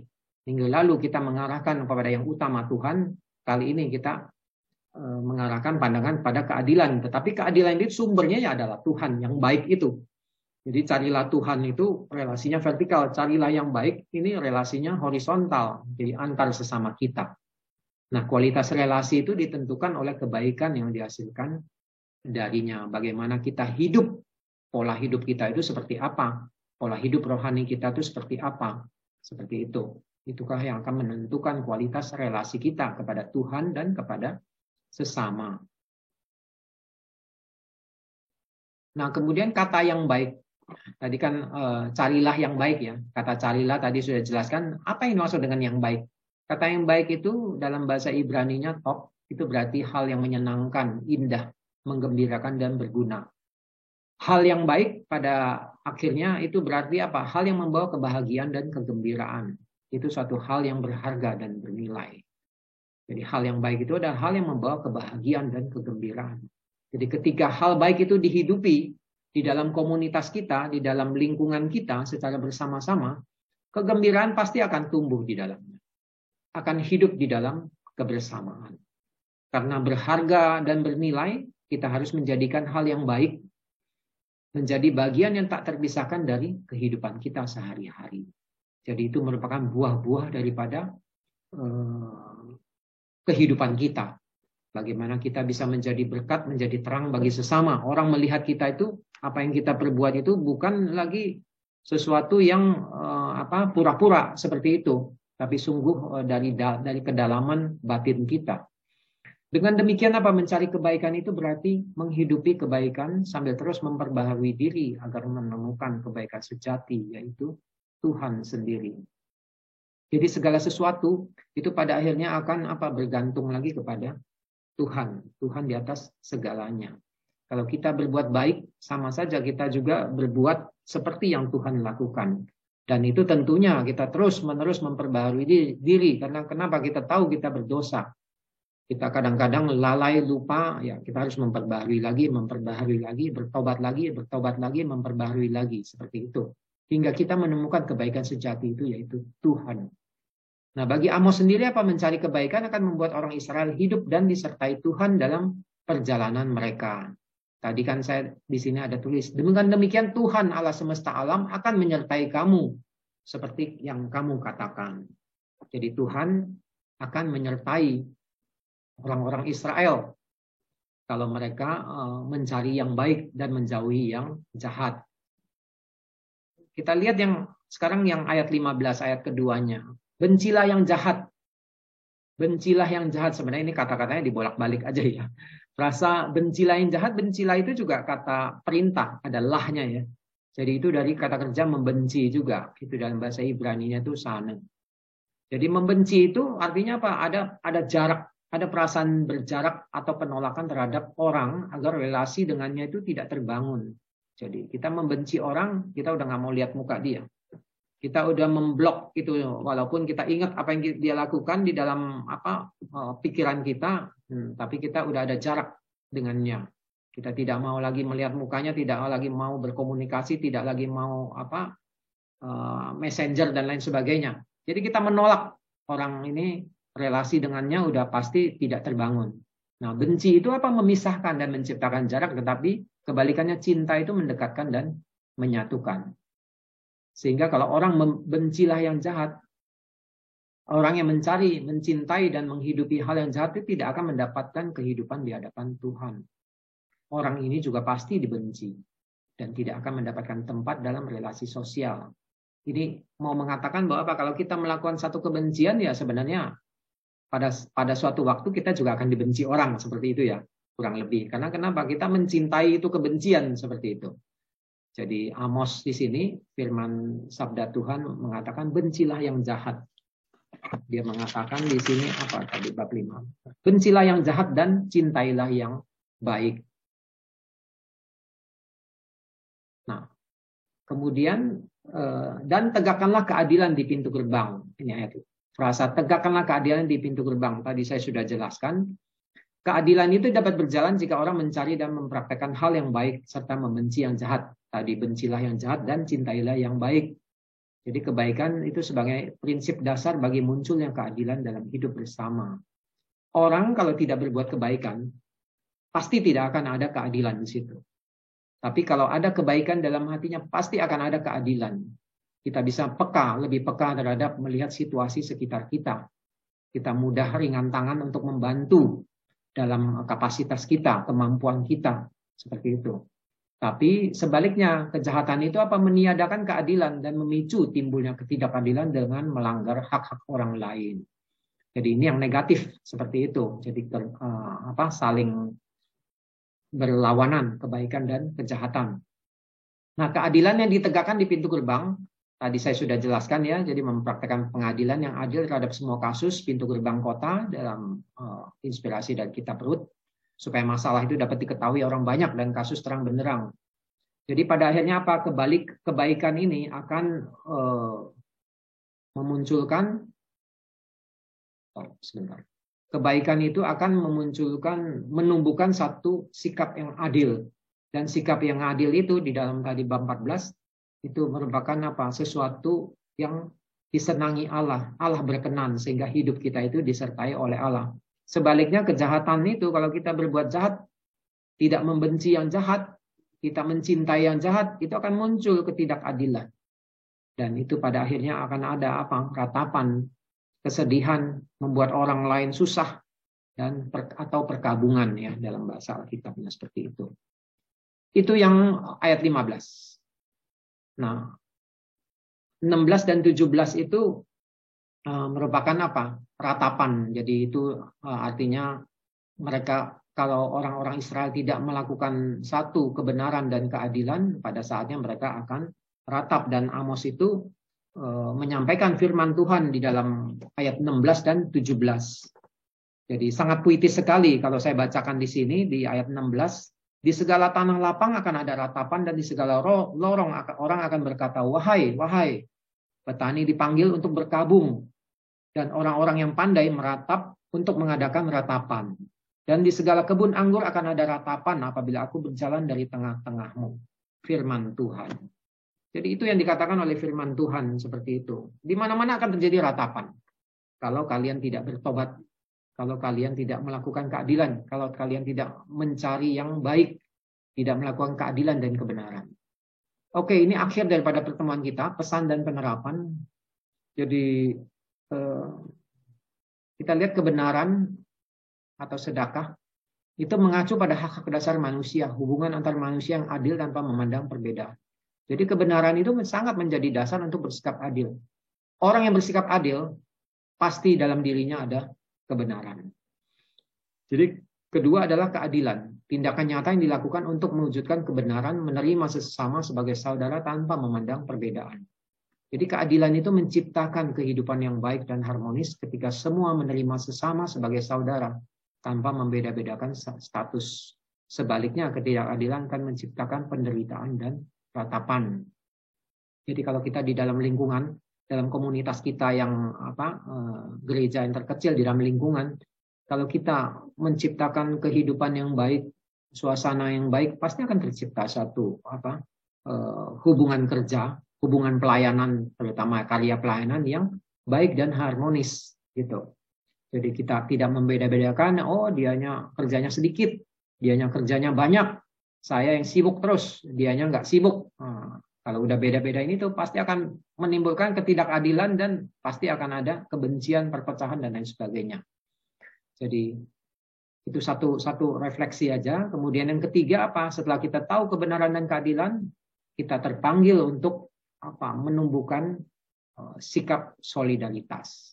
Jadi kita semua terpanggil untuk menciptakan keadilan. Mungkin kita tidak menjadi pelaku ketidakadilan, tapi kita dipanggil untuk menciptakan keadilan. Dengan apa? Dengan cara menumbuhkan solidaritas kepada sesama dimanapun kita berada. Jadi lebih peka lah seperti itu. Gitu. Lebih peka melihat keadaan sekitar kita. Solidaritas ini akan mempererat relasi kemanusiaan sekaligus mengangkat harkat dan martabat sebagai sesama ciptaan yang dikasihi Tuhan. Itulah Bapak Ibu yang tema pertemuan kedua pada malam hari ini PI BKSN. Jadi ujung-ujungnya adalah apa yang bisa kita lakukan untuk berperilaku memiliki sikap adil. Ini tertulis dalam refleksi ya. Ini saya mengutip daripada apa yang tertulis di dalam buku kita, buku BKSN itu. Apakah kita tetap berlaku adil dan benar terhadap sesama selama masa pandemi ini? Silakan dijawab nanti direfleksikan. Ketika menemui ketidakadilan, apa usaha kita untuk melawan ketidakadilan tersebut? Yang ketiga, apa yang dapat kita buat dan kita lakukan untuk meningkatkan solidaritas dengan sesama yang amat terdampak oleh situasi pandemi COVID-19 ini? Jadi kira-kira apa sebenarnya aksi nyatanya sih, apa sih yang sudah kita lakukan dan mungkin masih berlanjut kita lakukan dan mungkin akan lebih banyak lagi yang kita lakukan untuk sesama. Kemudian bagaimana kita dapat menjembatani kesenjangan sosial di dalam lingkungan kita. Jadi 4 hal ini yang pertanyaan refleksi di dalam buku BKSN. Silakan Bapak Ibu nanti boleh men-sharingkan. Saya cukupkan sampai di sini. Sebelumnya mohon maaf kalau ada kesalahan, silakan meluruskan dan mungkin bisa dikomentari. Saya kembalikan ke MC. Terima kasih kepada Pak Joli atas pemaparan materi BKSN pertemuan kedua malam ini. Banyak hal yang kami peroleh dari pemaparan yang telah Pak Joli sampaikan. Selain menjadi bekal pengetahuan, juga memperdalam iman kami. Dari pemaparan tadi, materi sosialisasi pertemuan kedua menitik beratkan pada masalah keadilan dalam situasi pasca pandemi COVID-19. Akibat pandemi berdampak terhadap ketidakadilan yang tidak hanya mempengaruhi bidang ekonomi, ternyata juga mempengaruhi bidang sosial. Melalui sabda Tuhan dalam kitab Amos, kita sebagai umatnya diingatkan untuk menegakkan keadilan, mencari kebaikan, dan menghindari kejahatan. Dalam prakteknya, kita lakukan dengan meningkatkan solidaritas di antara sesama manusia, menjadikannya solusi untuk bangkit kembali sebagai harapan hidup baru. Ada keterkaitan antara materi pertemuan yang pertama dan kedua. Kaitannya adalah Dengan mencari Tuhan, maka otomatis kita melakukan kebenaran atau kebaikan sehingga menciptakan keadilan. Bila relasi kita dengan Tuhan Allah baik, yaitu relasi secara vertikal, maka otomatis relasi kita dengan sesama, yaitu relasi secara horizontal pun akan tercipta baik juga.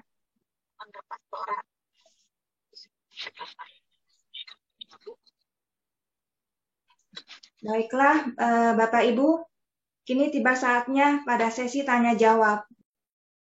Silakan Bapak Ibu yang ingin menyampaikan pertanyaan ataupun tanggapan maupun sharing untuk semakin melengkapi sosialisasi yang telah disampaikan oleh Pak Joli.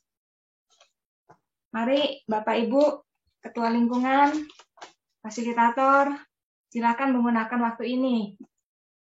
Pak Joli akan menjawab pertanyaan-pertanyaan kita. Kalau tidak ada pertanyaan, sharing juga bisa. Sharing refleksi dari pertanyaan yang sudah ditayangkan tadi oleh Pak Joli. Iya, betul. Jadi kira-kira apa yang telah kita lakukan, aksi nyata ini ya. Jadi tadi. Apakah kita tetap berlaku adil dan benar terhadap sesama selama masa pandemi ini? Mungkin juga apa yang dapat kita buat atau kita lakukan untuk meningkatkan solidaritas dengan sesama yang amat terdampak oleh situasi pandemi COVID-19 ini? Silakan yuk, Bapak Ibu sharing. Narasumber dong, sharing dong Pak Joli. Kalau ya silakan Pak Paulus. Saya sedikit tergelitik dengan topik kali ini ya. Kita tahu bahwa tadi Pak Joli paparkan bahwa Amos itu nabi yang dari selatan Yehuda, di mana dia bekerja di daerah utara Israel. Kita tahu bahwa yang disuarakan Amos ini adalah suatu himbauan, seruan-seruan bila mana tidak melakukan ini akan berakibat begini, lakukanlah ini supaya jangan demikian. Betul? Nah, sementara kita tahu bahwa Israel Utara sudah hancur, diserang sama bangsa Asyur. Habis. Baru 150 tahun kemudian selatan diserang sama Babel. Berarti dengan demikian orang-orang utara ini tidak mendengarkan, tidak melakukan seruan-seruan dari Amos. Mencari kebenaran, mencari siapa yang benar, yaitu Tuhan. Dan ketidakadilan banyak terjadi di utara, sehingga terjadi kehancuran. Nah, karena kamu nggak melakukan demikian, makanya akhirnya kamu demikian. Menjadi pertanyaan saya, sekarang topiknya kita mengambil dari Amos. Sementara kita tahu keadilan itu tidak pernah ada di muka bumi. Dari zaman dulu sampai sekarang tidak pernah ada keadilan. Keadilan itu bagaimana kita melihat suatu sisi. Yang adil menurut Pak Joli belum tentu adil buat saya. Bisa begitu kan ya Pak? Nah, sementara di Indonesia, khususnya di dunia saat ini, keadilan itu menjadi barang langka zaman sekarang. Nah, apakah dengan apalagi khususnya di Indonesia yang kita masyarakatnya heterogen, ada berbagai agama. Dan kita tahu bahwa keadilan itu susah sekali. Seperti sekarang kita contoh nyata kasus di Indonesia yang soal tembak-tembakan itu. yang oknum ini tembak oknum ini, tidak ada keadilan. Semua dikaburkan. Itu satu contoh. Apakah dengan demikian nanti bangsa kita akan hancur seperti bangsa Israel? Jangan-jangan kalau kita nggak melakukan, ini kan suatu seruan, himbauan dari Pak Joli, kalau kamu nggak mencari kebenaran, kalau yang minggu lalu adalah carilah dulu Tuhan, sekarang adalah himbauan lagi. Apakah kalau terus tidak mencari, tidak kita melakukan, apakah jadi seperti bangsa utara, Israel utara, yang luluh lantak, habis, lalu dicampur dengan bangsa-bangsa lain? Apakah dunia akan mengalami kehancuran? Bila mana sementara kita tahu keadilan itu zaman sekarang barang langka, Pak Joli. Jadi konotasinya gimana gitu? Kita sebagai Katolik harus berbuat apa? Himbauan ini maksudnya apa? Sementara kalau kita berbuat adil, lah tetangga kita belum tentu orang Katolik, belum tentu dia adil. Nah terus nanti apakah kita jadi kayak bangsa utara Israel begitu loh, luluh lantak oleh bangsa Asyur? Kira-kira cuman suatu, mungkin ada pertanyaan yang sudah hancur, sementara himbauannya adalah dari Amos yang memperingatkan Israel sebelum hancur, tapi udah hancur lah kemudian. Kira-kira begitu Pak Joli. Ya, pertanyaannya panjang, tapi ya kalau berbicara tentang ketidakadilan, kita nggak bisa bilang bahwa senantiasa ada keadilan di sekitar kita, tetapi kita juga tidak bisa bilang bahwa tidak ada keadilan di seputar kita, seperti itu. Jadi kalau kita menganggap bahwa di mana-mana itu tidak adil, nanti jangan-jangan kita menganggap diri kita juga tidak adil gitu loh. Kan nggak bisa seperti itu gitu loh. Padahal kita tahu kita sudah banyak melakukan keadilan ya, Bapak Ibu sudah banyak melakukan keadilan dalam talenta dan kapasitasnya masing-masing, seperti itu.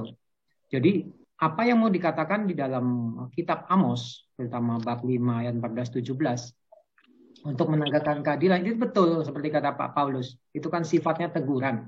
Dan telah dinubuatkan oleh Amos sendiri atas dasar firman Tuhan bahwa mereka akan dimusnahkan. Kerajaan itu akan hancur, lebur. Dan memang terbukti. Pada saat tahun 721 sebelum Masehi, itu Asyur akan mengambil alih daripada kerajaan Yerobeam itu. Kerajaan Israel itu sendiri. Dan menyusul di Yehuda juga tahun 587. Mungkin sekitar 150 tahun kemudian. Itu nubuat yang benar-benar terjadi. Karena kenapa? Yaitu ras kepala gitu loh. Bangsa pada saat itu ya.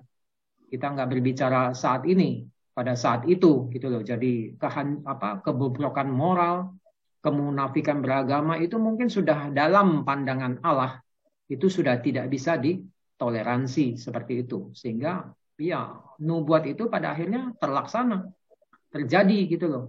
Nabi itu justru didatangkan kan untuk mengingatkan kita. Dan juga pada saat ini kalau kita berefleksi sekitar kita juga ada nabi. Di sekitar saya juga ada nabi-nabi yang senantiasa mengingatkan saya, yaitu siapa? Teman-teman saya di KKS, orang-orang lingkungan yang mengingatkan kalau saya malas atau apa, tolong bantu segala macam. Itu kan saya bisa bilang mereka nabi-nabi, di mana saya kadang-kadang mungkin bersikap tidak adil, mereka mengingatkan. Kemudian ini kembali. Nah, kita juga tidak tahu kan, apakah Allah berkenan kemudian akan menghancurkan negara kita atau bagaimana. Itu kan saya rasa itu terlalu jauh ya untuk disamakan ya, disamakan dengan bangsa pada saat itu. Tapi sejarah di dalam kitab suci, bukan sejarah ya, maaf saya nggak boleh ngomong sejarah kalau kitab suci itu.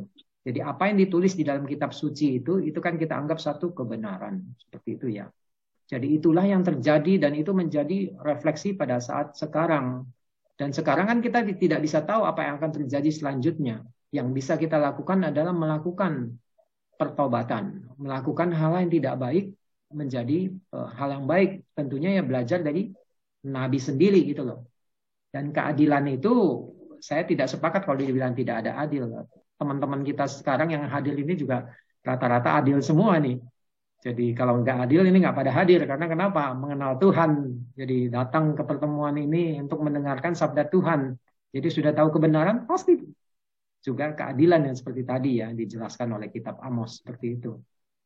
Jadi kita nggak usah terlalu berpanjang lebar apakah negara ini akan hancur atau enggak, terlalu jauh seperti itu ya. Keadilan senantiasa ada, ketidakadilan senantiasa ada, dan keadilan juga ada gitu. Jadi berimbang, tapi kita diajak untuk terus-menerus mengingat dari kisah ini untuk berbuat yang adil seperti itu kepada siapapun. Adil dalam hal ini peka ya. Bagi saya itu satu kepekaan, bagaimana melihat situasi. Situasi bukan dalam skop kecil saja, tapi dalam skop besar seperti itu gitu loh. Apa yang harus saya perbuat seperti itu? Itu Pak Paulus, mudah-mudahan Pak Joli, silakan. kata lain Pak Joli mengatakan bahwa kita tidak perlu terlalu berpikir negatif ya dalam kehidupan kita, senantiasa kita berpikir positif supaya perilaku kita juga menunjukkan sesuatu yang positif bagi sesama kita dengan mengingat untuk diri kita berperilaku yang sebaik mungkin. Kira apakah demikian Pak Joli? Betul Pak Paulus. Nah, pada akhirnya Pak Paulus sendiri yang menjawab kan? Ya kan dari Pak Joli. Anda bertanya, Anda menjawab. Bagi suatu ajakan gitu, jangan berpikir, wah jangan berpikir terlalu jauh kayak apa Israel nanti hancur gitu. Iya, nanti kita pusing stres sendiri gitu. Kita berpikir saat ini aja nih. Aduh, habis ini mau ngapain ya gitu. Gitu aja yang dekat-dekat aja nih.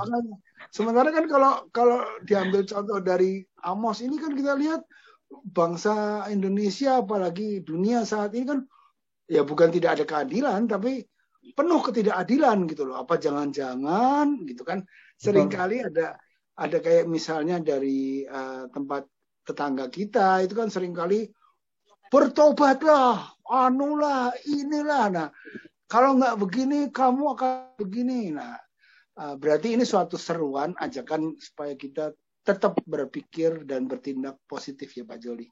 Amin. Betul. Terima kasih. Terima kasih. Terima kasih Pak Paulus atas pertanyaan dan tanggapannya. Terima kasih Pak Joli yang sudah menanggapi.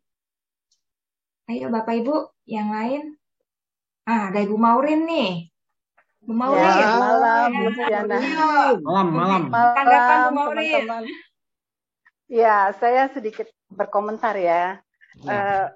Mungkin nanti Pak Joli bisa menambahkan. Saya melihat dari kitab Amos ini kita diberi dua pilihan ya. Kalau kita lihat di judulnya hidup dan mati. Ya, kalau kita lihat dari ayat 14 sampai 17 itu seperti menawarkan pilihan. Bagaimana kita harus hidup. Kalau kita tidak hidup, lalu kita akan mati. Jadi saya juga tadi di awal Pak Joli saya tertarik dengan Amsal 5 ayat 6. Tadi Pak Joli juga di awal sudah mengambil ayat ini, carilah Tuhan maka engkau akan hidup. Hidup yang seperti apa ya yang saya bayangkan yang ditawarkan oleh Amos. Baik sekali kalau di ayat 15 tadi dikatakan bencilah yang jahat dan cintailah yang baik. Artinya segala yang jahat itu adalah hal-hal yang pastinya negatif atau boleh kita katakan dosa gitu ya.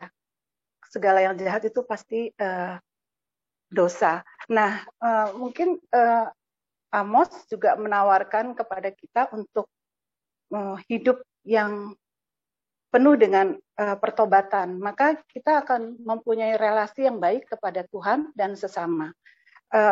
Kalau saya pikir bagaimana ya kita harus hidup yang baik itu. Nah, ini tentu saja kita harus, menurut saya kita harus bertumbuh di dalam iman, gitu ya. Relasi yang baik dengan Tuhan, maka kita juga bisa bertumbuh. Kita tahu bahwa kita harus membenci segala yang jahat dan mencintai segala yang baik. Mungkin seperti itu yang saya tangkap dari nasihat Kitab Amos ini. Demikian, Pak Joli. Terima kasih. Terima kasih Bu Maureen atas tanggapannya. Iya. Terima kasih Bu Maureen melengkapi dan menegaskan kembali ya, jadi menyempurnakan kembali. Jadi memang itu kalau berbicara tentang pertemuan minggu lalu, bab 5 ayat 4 sampai 6, carilah Tuhan maka engkau akan hidup. Betul ya, seperti itu. Carilah Tuhan maka kamu akan hidup, supaya jangan ia memasuki keturunan Yusuf bagaikan api. Seperti itu. Carilah Tuhan maka kamu akan hidup seperti itu. Jadi hidup itu seperti apa ya? Itu benar yang apa Bu Maureen sampaikan. Hidup salah satunya adalah menegakkan keadilan. Keadilan itu bisa tegak. Bagaimana bisa tegak? Kalau kita membenci yang jahat dan mencintai yang baik, gitu. Seperti itu. Jadi kalau mau dipanjangkan lagi atau dijabarkan lagi, membenci yang jahat itu seperti apa? Mencintai yang baik itu seperti apa? Itu kan pengalaman hidup kita ya. Jadi itu yang ini. Terima kasih Bu Maureen sudah menyempurnakan dan menegaskan kembali. Sama. Ya, Pak Hasan kayaknya sudah buka mic nih. Iya. Silakan.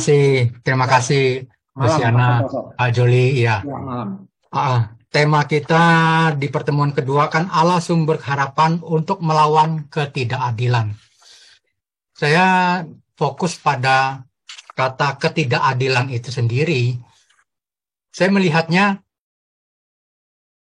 mengapa ada ketidakadilan? Itu kembali lagi bagaimana ego kita posisikan di situ gitu. Apakah ego kita lebih mementingkan diri sendiri atau kita mempunyai bela rasa kepada orang lain gitu loh. Ketika kita hanya fokus pada diri kita sendiri, maka keadilan itu akan semakin jauh. Kalau kita lihat juga di mana Nabi Amos, di kehidupan Nabi Amos waktu itu, melihat masyarakat di situ juga.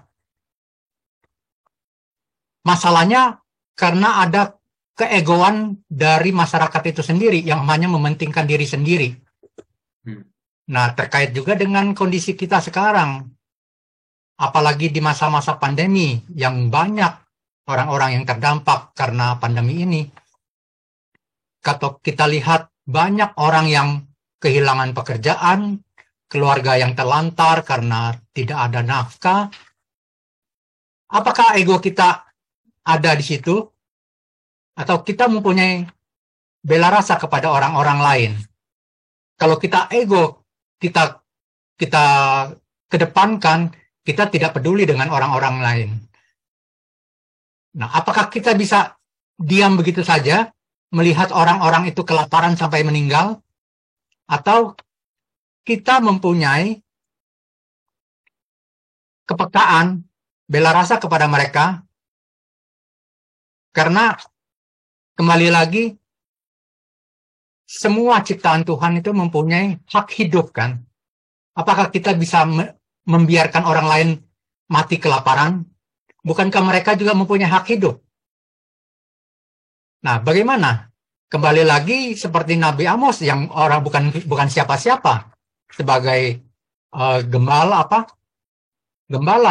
ya kan? Pemungut buah-buah apa itu tadi? Bukankah kita juga bisa saja seperti Amos tadi yang dipakai oleh Tuhan untuk menolong orang-orang yang terlantar tadi gitu loh. Nah, adakah kerelaan kita untuk peduli dengan orang lain? Nah, ketika kita bisa memberi atau melanggengkan hak hidup orang-orang lain yang memang membutuhkan pertolongan, disitulah baru ada keadilan. Kalau memang benar, kalau kita mau bilang keadilan secara manusiawi, bodoh amat. itu salah mereka. Mereka tidak punya tabungan, mereka tidak ada persiapan. Saya bisa begini sekarang karena saya dulu sudah persiapkan gitu loh. Tapi kan bukan di situ poinnya kan. Bagaimana semua orang mempunyai hak hidup yang sama.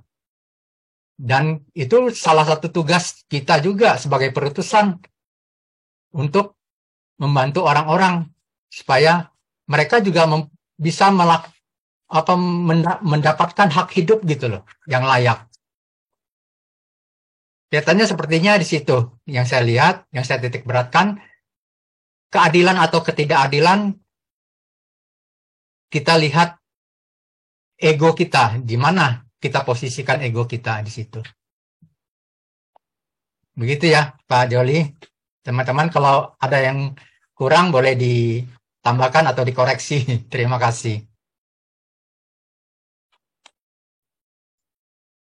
Terima kasih Pak Sam.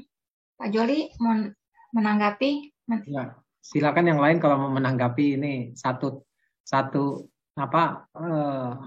pendalaman, bukan pendalaman ya, artinya satu refleksi yang ya, refleksi dari sisi yang berbeda gitu Pak. Karena kenapa? Memang akar segala sesuatu yang tercetus di dalam diri kita itu kan munculnya dari ego. Jadi egoisme, selfish seperti itu ya, memikirkan diri sendiri gitu loh. Tapi itu juga ego itu kan tidak selamanya buruk ya. Sepanjang kita tahu memposisikannya seperti itu, kita butuh ego. Kalau tidak ada ego, kita juga tidak bisa hidup seperti itu ya. Tapi kalau dalam hal ini ego yang menyebabkan orang tidak peka lagi, orang tidak bisa berpikir bahwa ini harusnya saya berbagi, bahwa ini harusnya saya membantu, bahwa ini harusnya saya berbuat ini yang untuk kebaikan bersama dan bukan untuk diri saya, seperti itu. Jadi satu refleksi yang menurut saya cukup mendalam itu, bagaimana ego ini juga memang pasti berperan di dalam ini, karena ini kan satu dorongan dari dalam diri kita ya. Kita harus ini bagian, makanya pertemuan pertama itu diminta untuk mencari Tuhan terlebih dahulu. Kalau kita mencari Tuhan, Tuhan pasti memberikan ini kan satu kekuatan bagaimana kita menyelaraskan hidup kita dengan ego kita, seperti itu. Carilah Tuhan yang utama. Mungkin Tuhan juga akan memberikan kita kekuatan untuk bisa lebih peka, seperti itu. Itu kalau pendapat saya. Silakan teman-teman yang lain mungkin ada pendapat yang lain ya. Iya, dengan mencari Tuhan itu kita mendapat hikmat ya Pak Joli. Ya, mendapat hikmat seperti itu. Jadi pasti kita kan semuanya panggilan ya. Nabi Amos itu juga dipanggil, dia beternak peternak ya. Jadi dia bukan gembala, tapi dia seorang ibaratnya itu pedagang kambing dan domba gitu lah. Dia beternak itu, tapi dia dipanggil gitu loh. Siapa yang nyangka gitu loh ininya, orang dipanggil. Jadi itu juga satu refleksi kan, bahwa Tuhan memanggil itu tidak melihat-lihat siapa-siapa begitu loh. Oke, mungkin ada yang menanggapi ini Pak Santoso, ini pendapatnya tadi. Ayo silakan Bapak Ibu. Saya kok belum dengar suaranya Pak Aji ya. Pak Aji biasanya kasih tanggapan nih. Ini pertanyaan apa permintaan Pak Paulus? Suatu kayak kegalauan. Kok nggak ada tanggapan dari Pak Aji? Biasanya Pak Aji ini langsung, atau mungkin Pak Harun juga. Saya boleh bicara sebentar, mohon izin ya. Monggo. Saya tidak membahas kitab sucinya karena saya kurang paham, kurang dalam ya, nggak bisa refleksi terlalu baik. Tetapi saya hanya mau menjadi saksi bahwa di dalam masyarakat saat ini kita di Indonesia, di Jakarta khususnya, di Kelapa Gading, tempat tinggal saya bisa merasakan adanya keadilan. Jadi kalau dia bilang tidak ada keadilan di dunia, saya mohon maaf, saya mau membantah karena itu sebetulnya tidak benar. Keadilan senantiasa di mana-mana ada. Cuma biasanya kalau yang adil itu tidak terlihat. yang tidak adil lebih terlihat, lebih gampang kelihatan. Kalau yang adil-adil itu kebanyakan tidak disiarkan, tidak digembar-gemborkan begitu ya. Saya kenapa ngomong seperti ini? Karena saya sebagai yang penerima kebaikan itu, selama pandemi ini, kita tahu kan biaya kesehatan mahal, apalagi obat-obatan. Saya terus terang kesulitan di bidang itu. Tapi paroki kita, khususnya PSE dan seksi kesehatan, bisa membantu saya mendapatkan bantuan dari paroki. Setiap bulan dikirimin obat-obatan dan vitamin. Karena zaman pandemi ini butuh vitamin. Mereka memberikan hanya sekali wawancara, terus hampir 2 tahun ini saatnya setiap tanggal 7 awal bulan selalu dikirimin obat-obatan itu yang bermanfaat dan berguna. Saya bisa merasakan itu. Jadi kalau bilang nggak ada keadilan, saya bilang nonsen itu. Keadilan senantiasa ada. Di mana-mana juga ada. Tapi memang yang terlihat kebanyakan yang diekspos itu adalah yang ketidakadilan. Kedua, bukan hanya dari PSE, tetapi pastor-pastor kita juga penuh keadilan, pemikiran yang berkeadilan. Buktinya Romo Hadi itu kan memperkasai, membuat program secangkir air, membantu yang menjual nasi bungkus, nasi kotak itu Rp5.000, sebetulnya modalnya Rp15.000. Saya kenapa bisa ngomong begini? Karena saya pernah 2 kali ikut di dalam lingkungan saya, wilayah saya mendengarkan pembeli itu bercerita. Ada itu asisten rumah tangga, ada juga satpam gitu. Saya dengar, Pak Harun, wah ini baik sekali nih cara begini. Saya dapat makanan ini Rp5.000. Makanannya enak lagi katanya. Ada ayamnya lagi. Coba kalau saya beli sendiri di kedai mana dapat, saya bilang gitu. Jadi itu ada manfaatnya. Jadi saya bilang itu pun keadilan juga. Ya, di dalam masa kesulitan pandemi ini, syukur ada program semacam secangkir air. Mungkin banyak orang nggak peduli, nggak tahu soal itu. Tetapi saya kan kebetulan ikut 1-2 kali, saya dengar orang lain yang ngomong, bukan petugas yang ngomong, tapi orang lain yang ngomong, yang beli yang ngomong, tukang ojek atau tukang satpam atau tukang sampah ya. Itu mereka tidak bohong, dia ngomong sesungguhnya begitu. Setiap sore dia, kalau tiap itu dia nunggu di situ. Waktu masa puasa ya, sore-sore.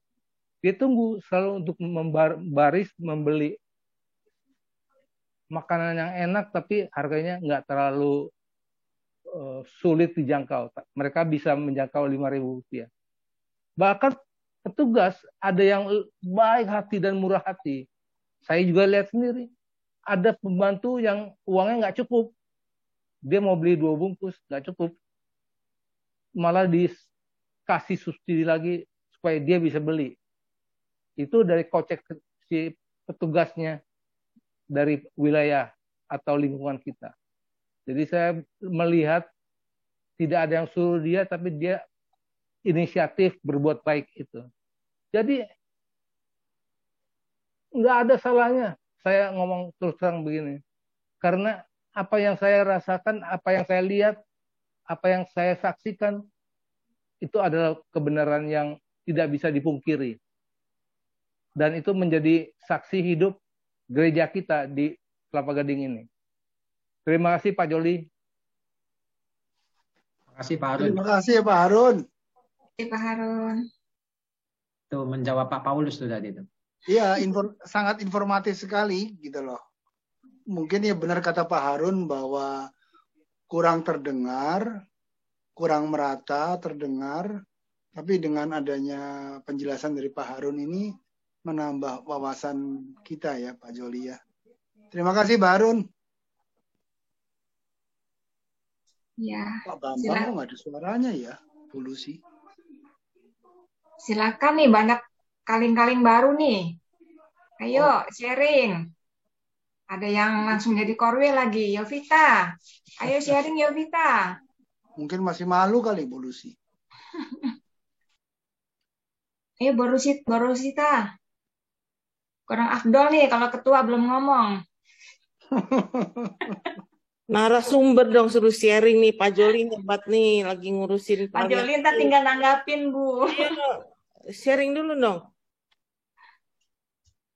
Kalau saya sharingnya banyak pada saat masa-masa pandemi ya. Jadi di lingkungan itu ya seperti yang sudah kita bicarakan juga di pertemuan-pertemuan sebelumnya ya. Kalau yang Pak Harun sampaikan itu baru belakangan, tapi kita ingat waktu masa-masa awal pandemi betapa kita itu paniknya bukan main ya. Beli Avigan atau apa ya saya lupa itu. Katanya dari Jepang, dari ini, dari itu gitu loh. Jadi semua orang mencoba untuk mengumpulkan obat yang namanya obat itu. Obat yang mahal-mahal yang bisa sampai jutaan itu. Jadi saya waktu itu hanya bisa mendengarkan gitu loh. Jadi dalam keyakinan saya, bukannya saya tidak takut mati atau gimana ya. Dalam keyakinan saya ini pasti Tuhan akan memberikan jalan seperti itu. Saya selalu begitu. Orang panik kan sana sini waktu itu. Tapi bersyukur dan memang terjadi seperti itu kan. Setelah nggak berapa lama ini berlalu, negara juga turun tangan dan makin lama pandemi makin tertangani, obat juga semakin terjangkau, makin mudah didapat, makin murah lagi seperti itu. Jadi sampai pada saat ini seperti itu ya. Jadi saya mengamini apa yang dikatakan oleh Pak Harun ya. Jadi itu memang banyak juga yang sudah mendapatkan fasilitas seperti itu gitu loh. Jadi bukan hanya di dalam lingkungan kita, tapi dalam komunitas-komunitas kita juga banyak yang membantu. Dalam hal kecil pun oksigen dan lain sebagainya itu banyak membantu. Ibu ketua KKS kita juga memberi makan orang di pinggir jalan juga cukup banyak. Saya sudah dengar itu ya. Jadi membuat makanan sekian packs itu dibagi-bagikan untuk orang ambil gitu loh, seperti itu. Jadi itu kan sudah banyak yang kita lakukan begitu ya. Dan itu berlanjut kan sampai hari ini juga kita melakukan di dalam komunitas kita masing-masing untuk mau ikut melakukan sesuatu lah supaya tangan ini jangan kosong gitu ya. Bukan jangan kosong dalam arti tidak ini ya, tidak malas dan lain sebagainya, tapi ada sesuatu walaupun kecil itu berguna bagi kita. Saya terinspirasi sebenarnya dari ada lagu yang saya terima sebenarnya itu tentang 2 ikan dan 5 roti. Itu seorang anak kecil yang memberikan 2 ikan dan 5 roti di dalam kitab Yohanes. Atau ya dalam kitab Yohanes itu 2 ikan dan 5 roti. Itu memberikan 2 ikan dan 5 roti itu dengan ikhlasnya seperti itu gitu loh. Karena yang ada pada saat itu 2 ikan dan 5 roti itu bukan dari para rasul kan. Dari orang awam sendiri gitu loh. Dan dia memberikan itu mungkin makanan dia yang untuk dia punya gitu, yang dia bawa bekalnya, tapi diberikan kepada Tuhan dan dijadikan berkat untuk banyak orang. Inspirasi itu sampai hari ini tuh menjadi satu rema juga di dalam pikiran saya seperti itu. Bagaimana seorang bahwa itu miliknya sendiri di mana makanan pada saat itu sangat penting dan hari sudah sore. Orang-orang sudah mau malam, ini makanan cuma segitu tapi diberikan untuk diberkati Tuhan seperti itu. Nah, itu pula mungkin makanan yang kita ada sekarang saat ini yang ada di saya ini juga sesungguhnya juga mungkin bisa untuk memberkati orang lain yang harus saya berikan juga persembahan ini kepada Tuhan gitu loh. Tuhan dalam arti apa? Saya memberikan kepada orang-orang yang membutuhkan karena di sanalah Tuhan ada seperti itu ya. Jadi itu yang juga pasti juga mengajak Bapak dan Ibu untuk melakukan sesuatu. Jadi Ibu 2 minggu lalu ya ada dengan pertemuan netra itu, tunanetra itu juga sangat inspiratif sekali ya. Itu luar biasa itu kalau saya bilang ya. Saya dengar ceritanya, ini pertama kali saya juga mendengar ceritanya seperti itu. Sesuatu yang sangat tidak saya pernah lihat dan tidak pernah saya sangka begitu loh. Ada orang tunanetra sudah ini masih memiliki semangat yang tinggi gitu loh. Jadi itu juga yang pada akhirnya menggugah Ibu Ketua dan Ibu wakil ini, Ibu Eti ya, untuk melakukan sesuatu. Nah itulah inspirasi yang mungkin bagi kapasitas kita masing-masing untuk dapat kita lakukan dalam lingkungan kita. Udah, saya jangan ngomong terlalu banyak ini, nanti dikomplain ini, nggak kasih kesempatan kepada yang lain. Ini banyak ini Ibu Lucia, Pak Agus, tuh, yang nongol-nongol ini. Pak Agus nih, Pak Agus. Udah goyang-goyang. Lain dulu Pak Joli, biar mumpung banyak ada ketua lingkungan ya, saya mau himbau nih ya. Kita kan tadi kan cerita Pak Joli udah memaparkan begitu luar biasa. Memang Pak Joli itu ahlinya memang. Ya. Tapi saya di sini hanya mau menghimbau bahwa itu kan tadi kan perjanjian lama. Sekarang kita ngomong di saat kita hidup sekarang dah, setelah Yesus lahir, Yesus sudah berkorban buat kita. Sekarang kita apa yang dapat kita berikan kepada Tuhan? Kita jangan berpikir kita melayani Tuhan loh. Kita balik lagi, Tuhan memilih kita itu udah luar biasa loh. Kita orang berdosa. Saya selalu sekarang balik pikiran saya seperti itu. Makanya di bulan kitab suci nasional ini saya menghimbau para kaling, ayo gerakan umatnya untuk ikut lomba. Jangan mikir juaranya, mikir berpartisipasi. Lingkungan ini bisa ada 1, 2 yang ikut. Tanggal 3 kita akan offline. Dan yang jadi panitia itu OMK. Saya bersyukur sekali OMK mau berpartisipasi ya. Karena itu adalah mereka itu adalah tiang-tiang gereja tuh. Anak-anak muda itu, dan luar biasa mereka kreatif, mereka bekerja dan mau melayani, itu udah luar biasa. Saya mau menghimbau sahabat-sahabat kita nih di sini, para kaling, korwil atau pengurus lingkungan, ayo bergerak, jangan kita menunggu pengumuman terus sepertinya kita tiap hari kasih pengumuman ya. Itu banyak yang tidak baca lah, tidak tahu lah. Tapi akhirnya ada orang yang kasih saya input. Personal Bu, dicari personal. Orang-orangnya yang kita merasa dia ada potensi, dia berani. Nomor 1 cuma berani dan mau memberikan waktunya. Semua orang bisa, pasti bisa. Jangan kita pikir hasilnya dulu. Ayo ikut berpartisipasi. Ini adalah salah satu gimana kita membalas kebaikan Tuhan. Nabi Amos udah memanggil, carilah Tuhan. Sekarang apa yang kita cari?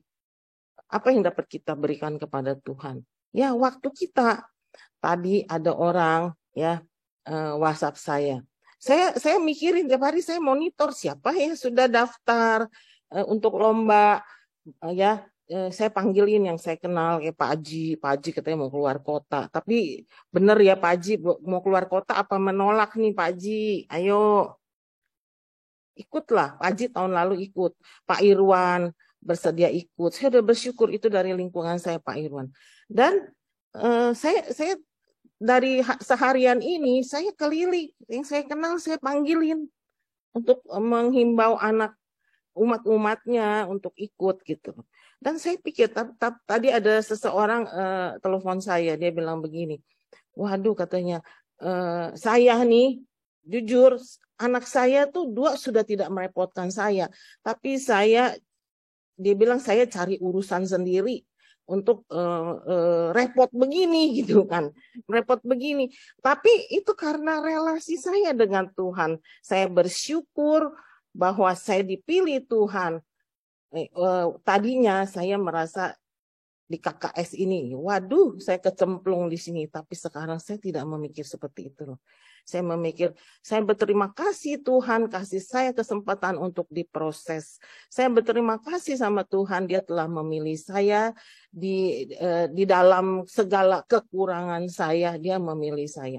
Akhirnya di dalam segala kekurangan saya itu Tuhan lengkapi. Akhirnya apa yang saya lakukan itu bukannya dari saya, dari Tuhan melengkapi. Jadi saya cuma menghimbau, jangan menolak kalau dipanggil untuk jadi ketua lingkungan, pengurus gitu loh. Ya, itu karena Tuhan tahu dia memberi kita kesempatan untuk diproses dan akhirnya benar-benar hidup kita berubah. Itu yang dapat saya sharingkan dari hidup saya. Dulu saya parah, saya tidak punya lingkungan.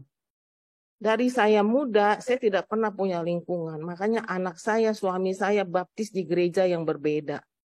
Jangan ditiru ya, itu jelek sekali ya. Tapi dulu kan nggak seperti sekarang ya. Kalau kakak semua tuh scan, nggak bisa lari ya. Dulu gampang, kita punya teman ketua lingkungan, bikinin gua kakak dong, gua mau baptis nih. Bisa loh dulu.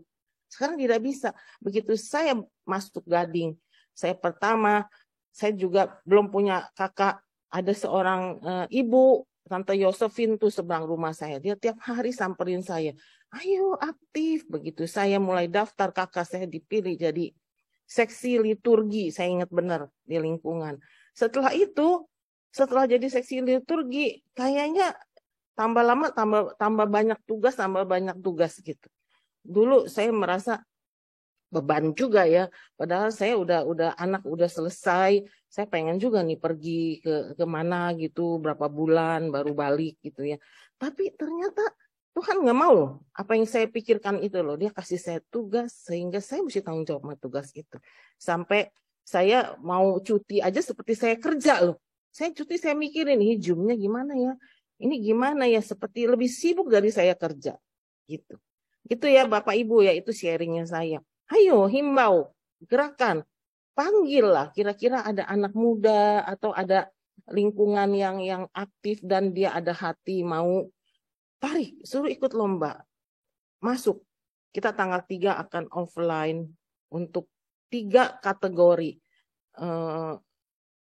Tutur kitab suci, Amsal, dan satu lagi fasilitator. Itu pasti kita semua bisa. Jangan pikirkan nilai. Jangan pikirkan minder. Tuh tadi Pak Joli bilang, kita tidak boleh minder. Amos tuh apa tadi? Penggembala, tukang ngambilin buah ara ya. Dia dipilih begitu hebat loh. Kita nggak tahu loh, kita dipilih untuk diangkat sama Tuhan. Walaupun kita nggak ada apa-apanya. Gitu ya Bapak Ibu, itu pesan saya aja, pesan sponsor. Ayo daftar ya habis ini ya. Daftar, dan ada satu lagi, ada webinar Romo Yosef. Ayo, tempat terbatas. Kita sekarang tidak ada Zoom pada saat webinar, semua offline. Karena kalau Zoom nanti orang Zoom semua, karena kita mau sama-sama bersatu bersama seperti satu keluarga dalam Kristus mendengarkan Romo Jo. Dan pesan sponsor lagi nih, ada 3 buta dari Kalvari akan bernyanyi. Kita akan merasa malu, orang buta bisa nyanyi, bisa main keyboard, luar biasa. Nah, satu lagi pesan sponsor. Kita ini dari KKS ada satu program, Living Word namanya. Sudah terbentuk, tinggal jalan, tinggal pencet tombol ya. Sekalian buat orang KKS saya juga diumumkan di sini, Living Word. Word-nya bukan living word-nya Alam Sutra ya, bukan living word. Firman yang hidup.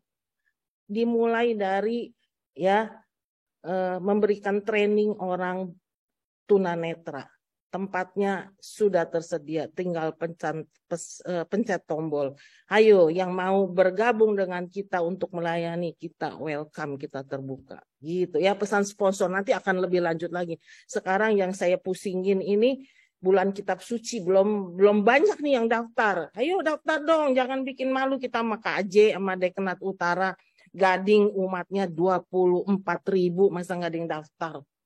Malu dong kita. Sampai tadi ada orang bilang, waduh kalau yang daftar suruh Pak Joli aja tuh yang jadi fasilitator. Oh jangan, dia itu udah pakar, dia mesti jadi juri.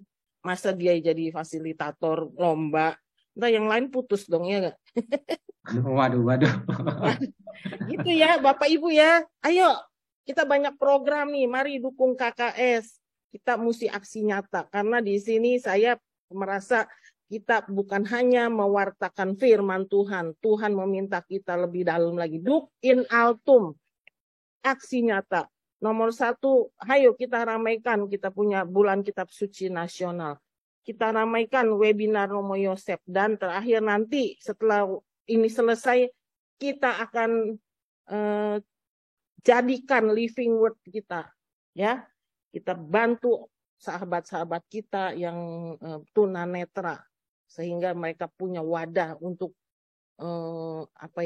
menghidupi dirinya sendiri. Kita hanya memfasilitasikannya. Gitu ya Bapak Ibu ya. Terima kasih ya. Maaf ya saya pesan sponsor. Mumpung banyak kaling di sini ya. Terima kasih. Juga mumpung ada waktu mungkin bisa juga disosialisasikan minta gereja ya setelah misa itu. Biasa kan kita bisa umumkan di situ ya. Sudah mulai dari minggu lalu. Oh, udah mulai ya. Tapi tadi pagi saya juga mulai di misa harian. Cuman ternyata memang kita mesti seperti multi level marketing nih Pak Joli. Mesti satu persatu di approach. Karena itu dicuekin, tidak ada yang jawab, ada yang kaling umatnya WhatsApp saya, dia nggak ada di lingkungannya. Waduh, saya tiap hari udah tayangkan, udah teriak ke kiri, ke kanan. Jadi akhirnya, mari para kaling, approach umatnya, suruh ikut, berpartisipasi. Bayangin, kalau 50% aja dari lingkungan kita berpartisipasi, Romo Jo kaget tuh. Kelapa Gading begitu banyak pesertanya. Ya, amin ya, kita aminin ya. Ayo dari kita dong, apa aksi nyata kita? Ayo, saya tunggu ya. Tanggal 3 sudah mulai lomba. Yang juara akan kita bawa tanggal 4 lomba offline juga ke Dekenat Utara. Kalau Dekenat Utara nanti itu 8 paroki di lomba kita menang, kita kirim ke KAJ. Tahun lalu kita bisa masukkan 2 calon dan 1 juara yang anak-anak kalau nggak salah. Luar biasa loh, luar biasa. Ayo ya Bapak Ibu kaling ya, saya mohon ya, mohon partisipasinya ya.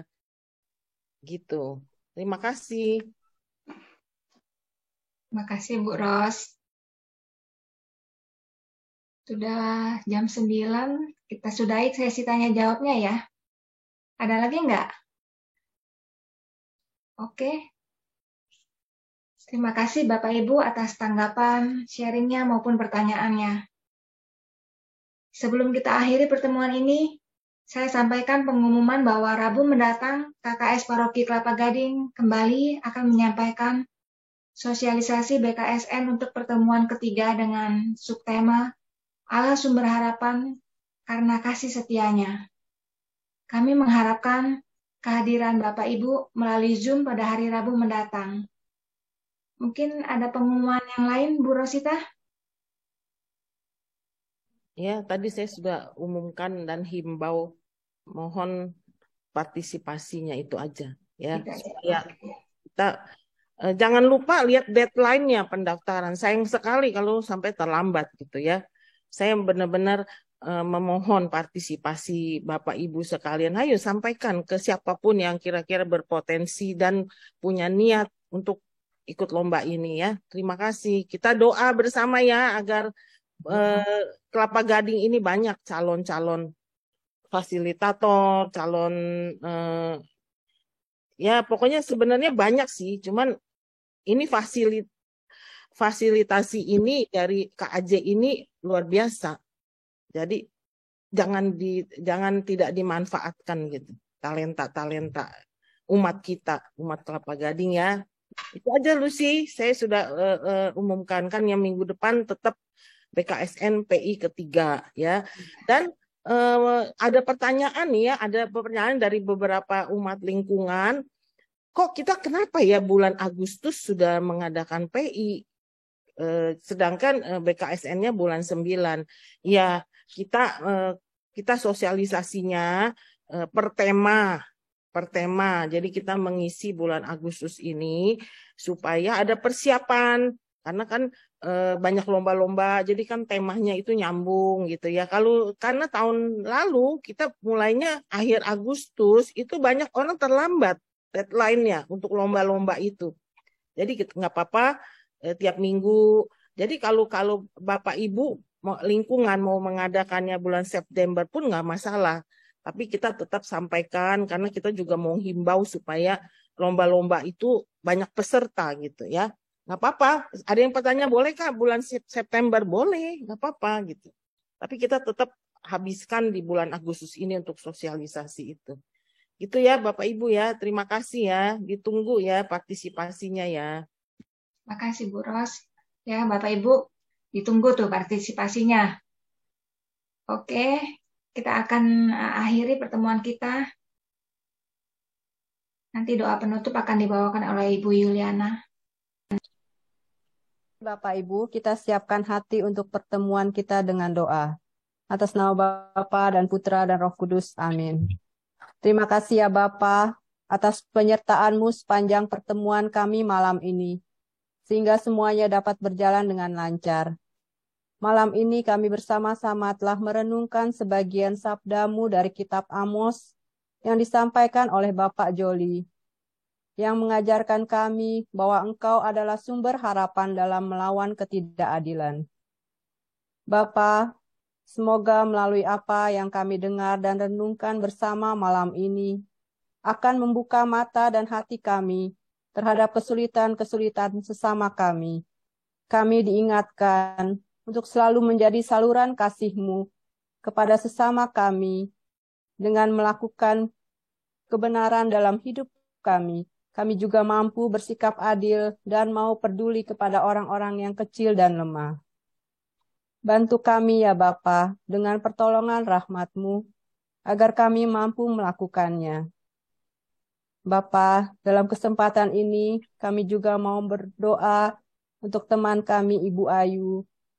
Semoga Engkau menjamah sakit penyakit yang dialami oleh Ibu Ayu, dan Engkau berkenan memberikan rahmat kesembuhan. Terima kasih ya Bapa. Sebentar lagi kami akan mengakhiri pertemuan kami malam ini. Berkatilah Bapak Joli dengan kesehatan dan sukacita selalu dalam pelayanannya. Berkati juga istirahat kami malam ini. Dan semoga besok Kau bangunkan kami dalam keadaan sehat dan semangat yang baru, untuk selalu memperbaharui diri kami menjadi anak-anak-Mu yang semakin baik dan semakin berkenan di hadapan-Mu. Terima kasih Bapa, karena Engkau selalu ada untuk kami. Dimuliakanlah Engkau kini dan sepanjang masa. Amin. Demi nama Bapa dan Putra dan Roh Kudus. Amin. Amin. Terima kasih. Terima kasih Bu Yuli. Terima kasih. Pak Joli. Terima kasih Pak Joli. Semua atas Terima kasih Pak Joli. Ditunggu kehadirannya ya Rabu depan. Pak Joli.